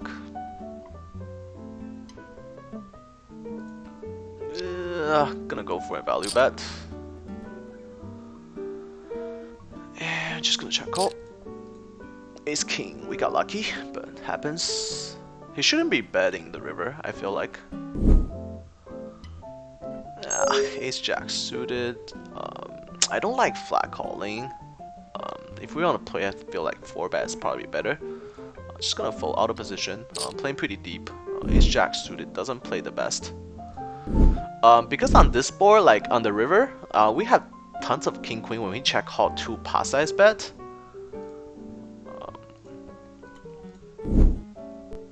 When he check to us, we're just gonna bet. And pocket 4 we folding.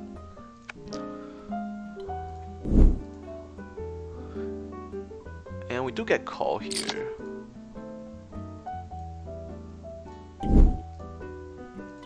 That is very interesting. I guess you could have a pair there. Just gonna go over later. So the ace king hand, like he really shouldn't be betting the river because when we check call twice with when he check call twice against his pot size bet,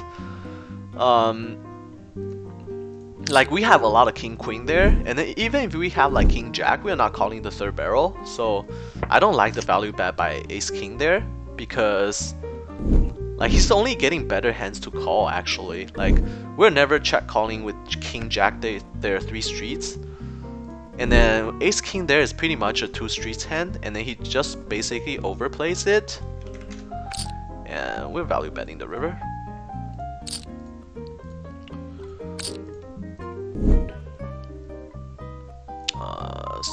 Start with the small c-bet. We do have a backdoor and a flush draw. So yeah, I feel like that was a mistake by him, but luckily for us that we sucked out. Gonna barrel this turn. We do pick up Gasha and probably just jam the river. Hopefully it works. Hopefully it works. Jamming the river here. Good thing that he just folded. That's always better.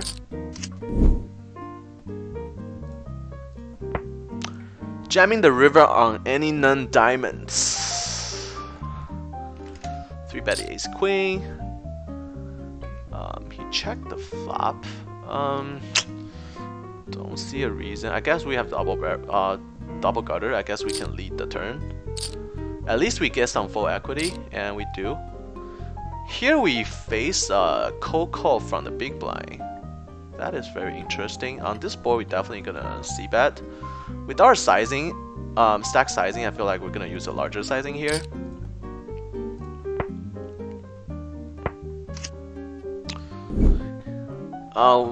Wondering what he called the pre-flop. Not gonna try to figure out what fishes do, but always interesting to trying to figure out what they have, but it never works that way because their ranges are just so random.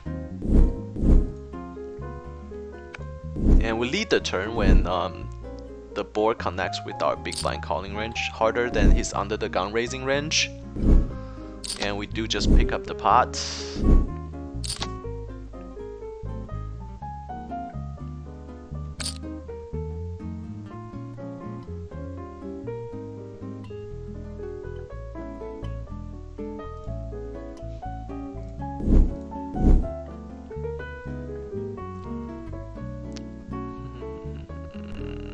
On this flop, we start with a small c-bet, calling with pocket sixes, check folding after this flop.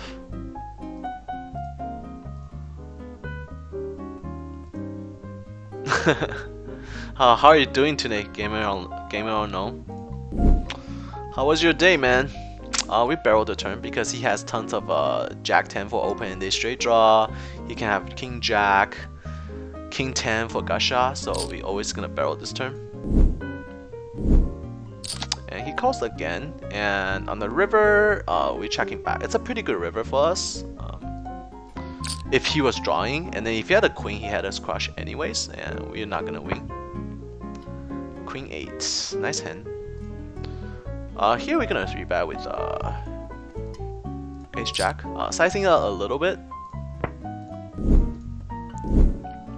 Turn a queen, starting with a. So this guy 3-bets. So we 3-bet, he cold call. I'm gonna bet a little bit. And here we using a smaller sizing c-bet. I feel like we're gonna get called by. Trying to think what can possibly call us. I guess we go for like a 50 size bet. We do have some missed flush draw here. Facing the mid 3-bet, we're gonna just call. And then here we feel like we're barreling almost on this ace all the time. Checking back. Just gonna bet 50, bet for value. Unfortunately, he folded. He check raised to 100. Huh. And here we're calling the turn and calling the river. I don't think we have the best hand. He can have like ace queen here. Maybe a set. But he's definitely not check raising this turn with worse because the ace hit our 3-betting range super hard. Just gonna give it to him, and here we're calling this river. He can have some ace queen, but so be it. He does have ace queen, but we're never folding there against that sizing. Unfortunately, we ran into ace queen. It's fine. And here we probably ran into ace queen as well. On this board, I feel like overbet will take it down a lot. Let's just do overbet. I mean, obviously you can have an 8 in snap call and then make her look like idiot. This is pretty close. Alright, we check, we give up. I don't want to, just make ourselves look dumb. We only putting $5 in the pot. Why are we overbetting $30 to win 15? Doesn't make sense. Small pot. Are we crushing today too? I'm not sure if we're crushing, but I feel like it's being steady. Not sure if we're up or down. I believe we are up. I hope we are up, but not sure by how much. But pretty steady session so far, and then we probably play for like another 10 minutes or so.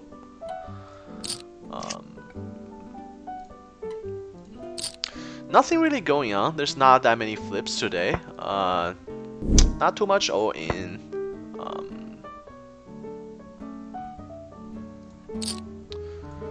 Just a pretty steady day, I guess, which is good to have. Just gonna give up here and river a queen. I'm gonna go for some value.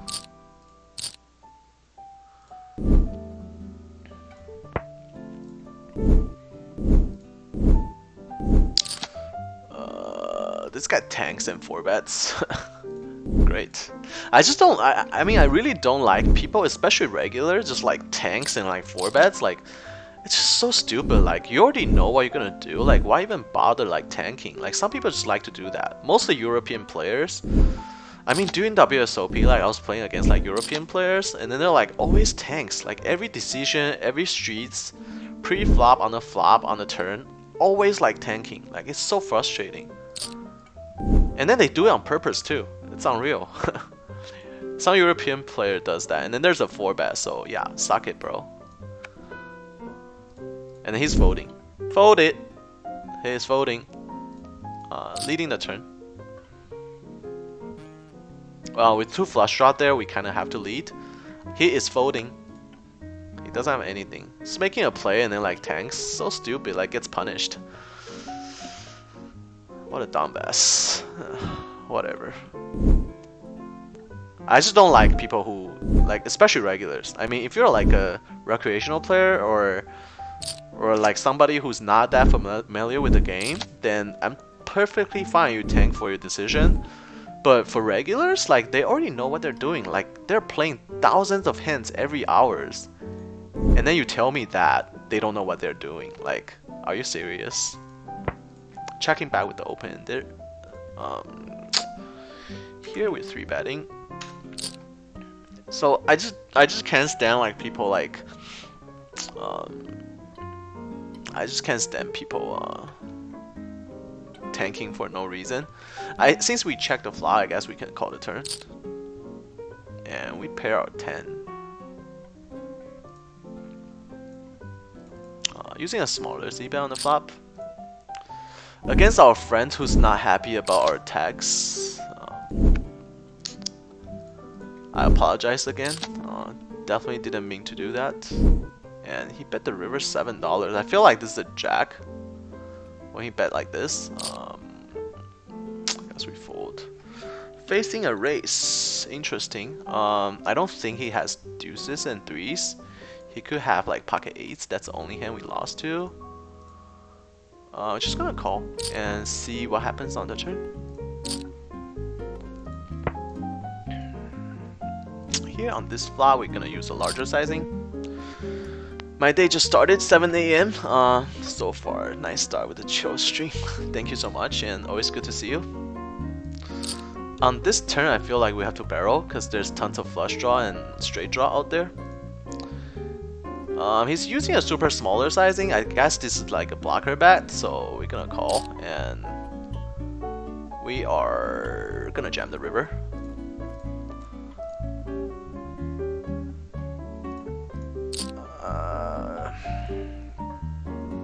Of course, he might fold like 9s and 10s, but he might call either. He might still call 9s and 10s. We always wings here, I guess. Have the nuts. I mean, we could have the best hand, like on the turn. He could be doing this with like pocket 9s and pocket 10s, and then he was just using the turn bet as a blocker bet. And now he's facing this action. It's gonna be extremely tough for him.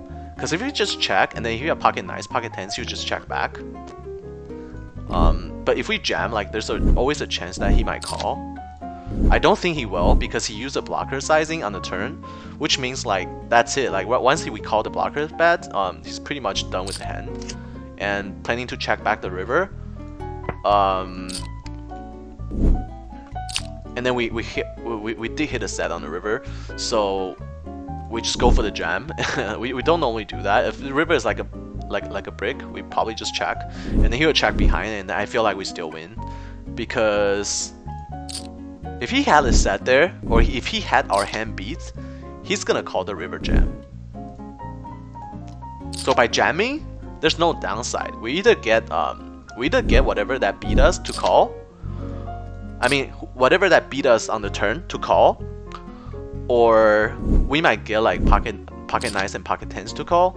So there's no downside. Because if he had pocket nines and pocket ten, if we check, we lose value. He's checking back to pocket nines and pocket tens all the time. And if he had whatever that beat us, for example, like a set or something, or two pair, he's still gonna jam the river. So it doesn't matter. Like just dunk jamming is better. So at least we get a chance for pocket nines and pocket tens to call. However, if we check, yeah, obviously, after using the blocker size, he's probably just gonna check back the river.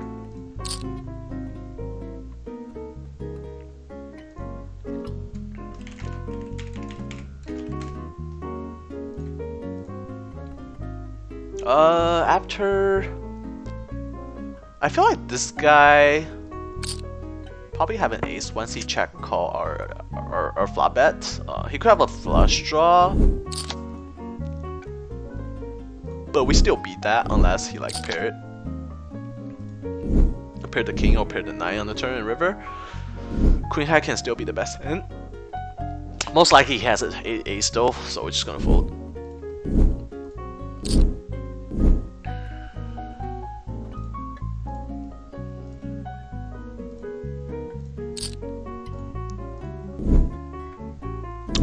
Checking on this flop.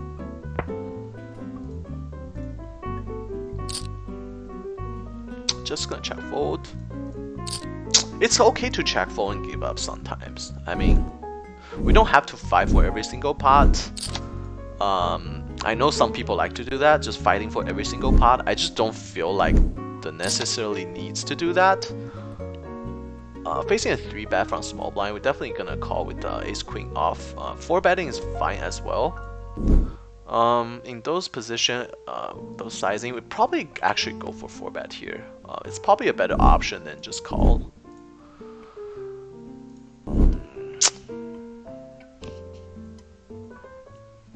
Calling is not the worst either.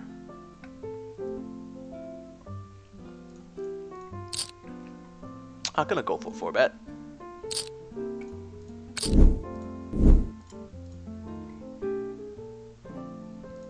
Feel like it's easier to play after we 4-bet. We do have some full equity right away, and if he has a real hand, it's gonna jam, and it's very easy to just fold ace queen off. Versus if we just call, we kind of have to make the best hand on the flop in order to continue. And then even if we make the best hand, we can still be dominated, and then it'll be very hard for us to fold because we don't know where we are. Here facing a 3-bet from cutoff. Pocket tens, we can 4-bet here. It's the same scenario. I guess we go for the call here and play out of position.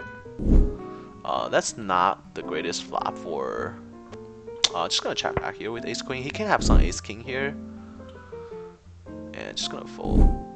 And we start with the check. We still beat ace king. That's about it. We don't really beat anything else. We beat pocket nines. Now we don't beat ace king anymore.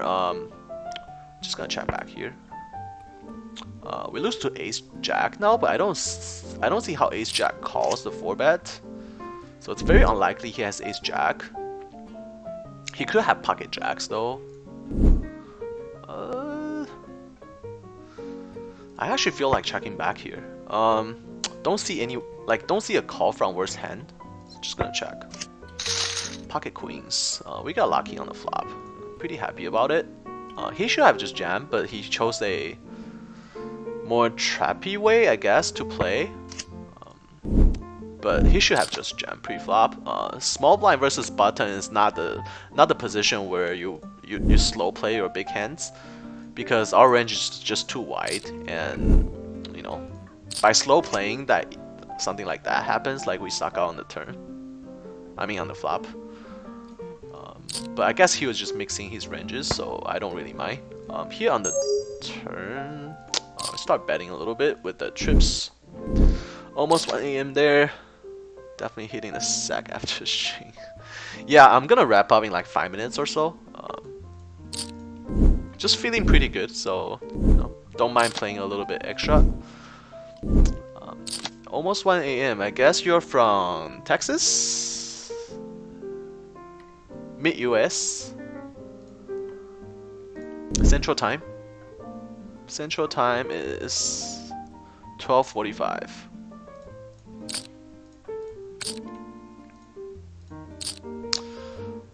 Under the gun raise, facing 3-bet and then the 4-bet. Easy fold. Curious to see what they have. And here we raise under the gun and flop top 2. This is not the greatest flop for top 2, but not the worst. We're actually checking back here.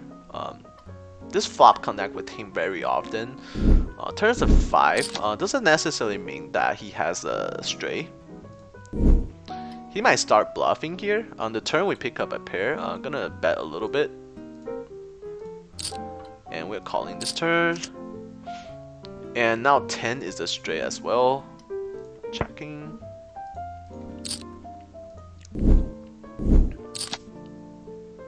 Not sure if he'll be bluffing this board.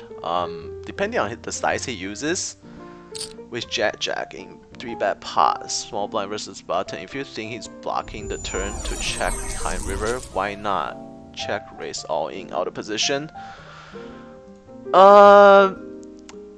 Yes, that is correct, but at the same time, like, I was just guessing his range, right? We're not cheating, so I could not see his hand. He could be doing it with a set. He could be doing it with 2 pairs. So it's not like, hey man, like I know exactly what you have, bro. You know, it's not like that.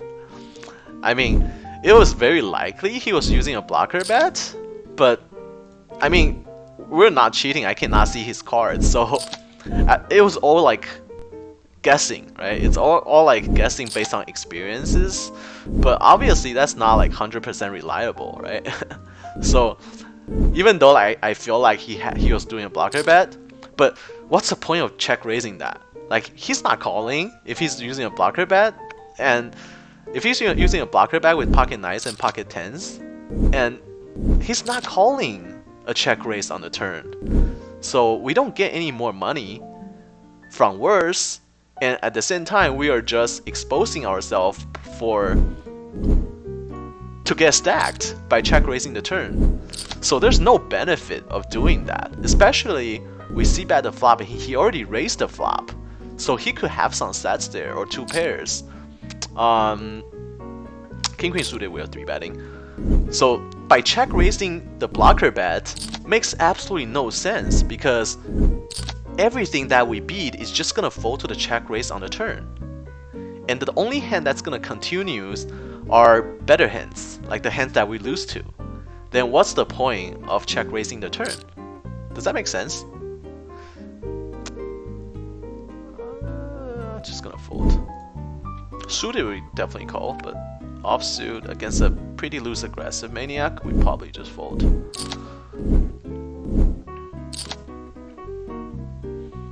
Otherwise, I agree with your river lead all in. Yeah, hopefully my logic, you know, hopefully I explain well.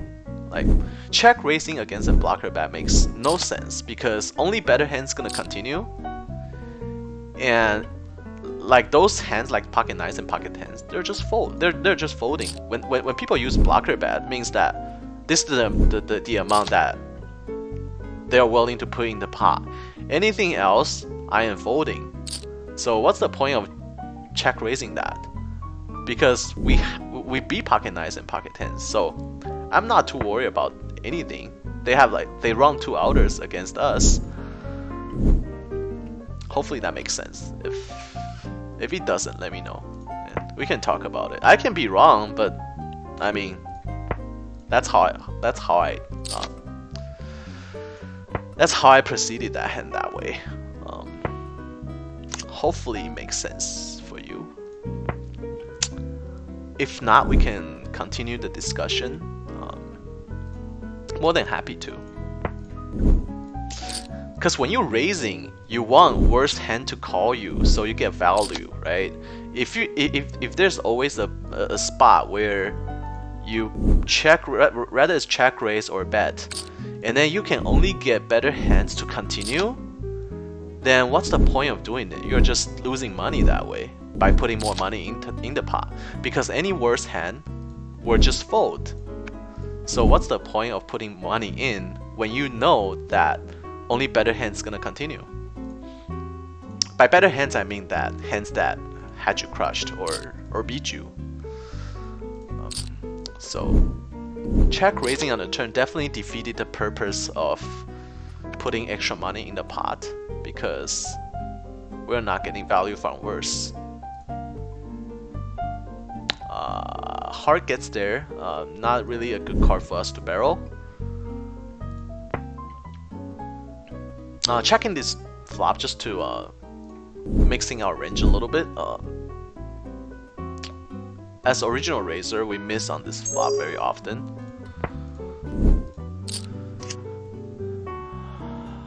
Probably check calling again. How much you win today? WJW 19970620. Thanks for chat, coming to the chat. I think this is the first time I see you in the chat box. He does have a flush, so checking this river. I'm not sure how much I win. That's not something that I go over or worry about during a session. Just gonna fold here. That is something that we worry about when we wrap up the session. Actually, I don't really worry about our winnings. I worry more about how we play.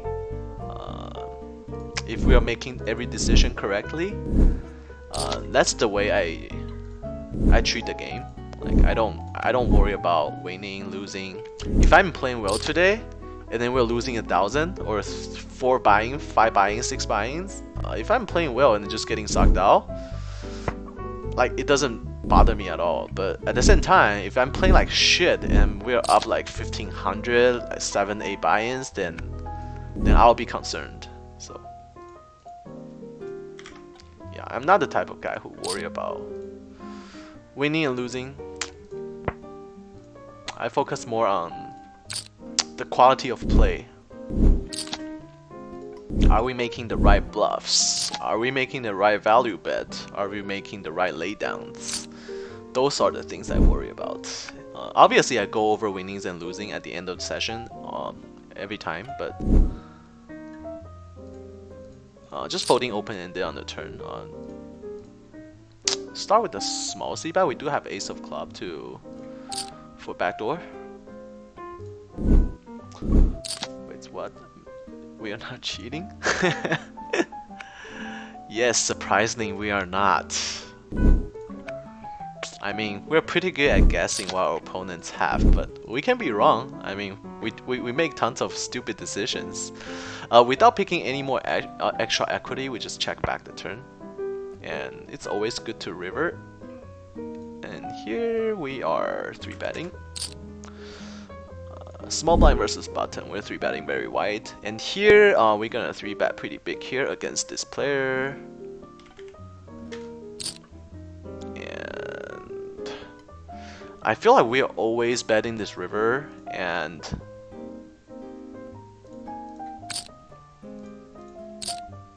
can we get worse hand to call here? I just don't see it. I don't see how worse hand call here, so we're just gonna check back actually. Pocket 8s. Oh my god. Oh my god. I am so smart. It like that hand took like hell of experience to pull it out. Like the check back on the river. Here facing this 4-bet, his range is like super strong. So I guess we can just jam. In case he have ace king, and then if he missed the flop and we're not able to get his stack, so just gonna put it in. Expecting to call like most of the time, because under the gun raise, we 3-bet and then he 4-bet in the small big blind. That's normally super strong. Pocket kings, drawing dead. Oh yes, we are finally in the winning side when we have aces against kings. That feels good. Yeah, so that hand was like pretty genius. Oh my god, dude. How do we just dodge that bullet like that? That guy's like, fuck dude, how do you check a ace on the river? Just because I don't think worse hand's ever gonna call there in a 3-bet pot, especially he raised under the gun and we 3-bet. Against this player, 3-betting pretty big.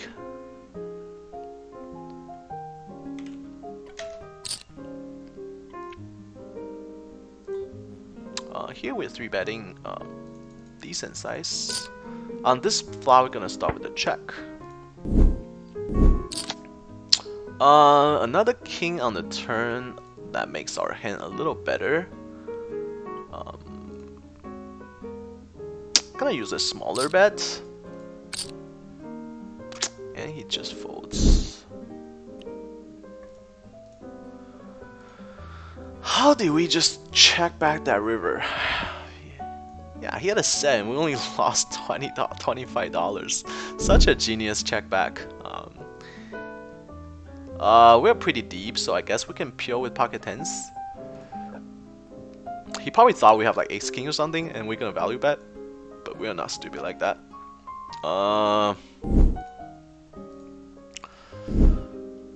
Here, pocket tens really close. $40 more. Do we go for it? $40 more to potentially wins 300. I think pot odds wise pretty close, assuming he has aces or kings here.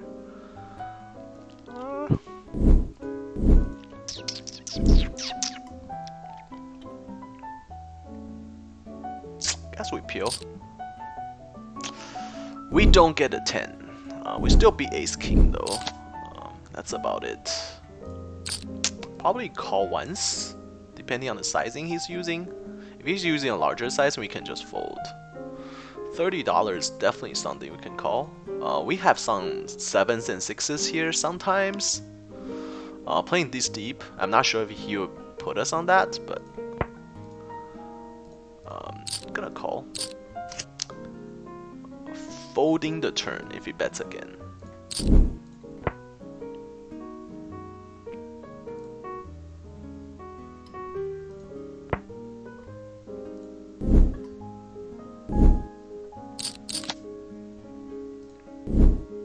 Nice hand, buddy. Unfortunately, we didn't suck out. It's whatever. At least we tried. At least we tried. Imagine block betting with backdoor flush giving EQ. Checking this river. We're gonna wrap up our session. We're overplaying again. Almost 11 now. Sorry about not letting you guys go to sleep if you're from East Coast. That was totally my fault. Well, I feel good, like I always play extended period of time. We turn top pair. And then he bets. I think we're putting a raise here. Putting a little raise here. Not the worst. And gonna go over what we did today. I think we're winning. I believe we're winning. Hopefully we're winning. We should be winning. Facing a 4-bet from cutoff, from mid position against our cutoff open. Ace queen offsuit is always a fold. Suited, probably always a fold, but this guy 4-bets a ton, so I'm not so sure. If it's ace queen suited, we might call, and on this turn we're just gonna bet. You can check raise that turn for equity denial though. I mean yes and no, because like obviously we thought he had pocket 10s and 9s were doing blocker bet, but against the pocket 10s and 9s, they're drawing to 5%. Like there's no problem. I don't have a problem letting a 5% hand in. So we don't have to deny 5% equity. I don't feel that was necessary. Versus the risk of him having a real hand there. Except for example like 2 pair of sets.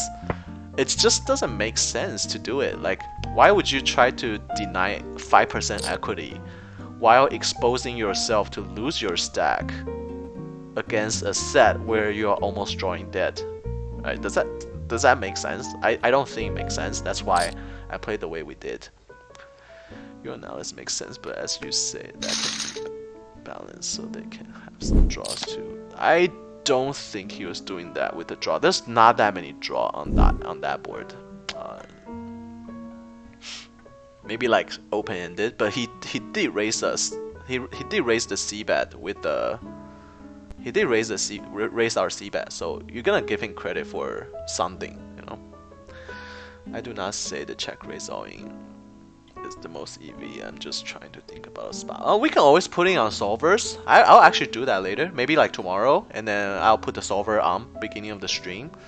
So it'll be pretty interesting to see what solvers think. I guess that's the advantage of having a solver. It's just that you can always check back like how you should be playing the hand, and yeah, I'll put in solver, and then we'll go over it tomorrow, beginning of the session, and then we'll see what the solver says. It's an interesting spot, but definitely feel like he was bluffing there, not like block betting there. We are up 396, EV only up 65, so we do run like a buying and a half above EV, which is always good. Trying to see if there's any interesting hands. At high we're up like 500, but like I said, it's a pretty steady session, so it didn't feel like much was going on. 500. And then we lose the 4-bet pot. Pretty good session. An interesting hand. Gonna go over a few hands. Pocket Jack. Pocket Jack is definitely that interesting hand. I'm gonna note this, and then actually I'll just do it like early tomorrow. I'll remember. I'll run this hand through solver and see like. Oh, this is not the hand. Which one is this? Hold on, let me see. 3-bet, call, C-bet big, check raise, we jam, and then oh, okay, so this is the flush draw hand, not this one. I'll put in this the pocket jack hand. This one is the one that we talk about. I'll put in the solver, and then I'll go over it tomorrow during the stream and see which one. See how it goes. See what solver think we should do there. Didn't really lose any big pot. The biggest pot we lost was just half stack. Yeah, not really anything going on today. Mostly we folded, so we didn't.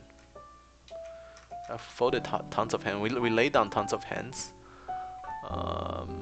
That's about it. Thanks for stopping by, guys. Good to see you guys. Good to be hanging out with you guys as usual, as always.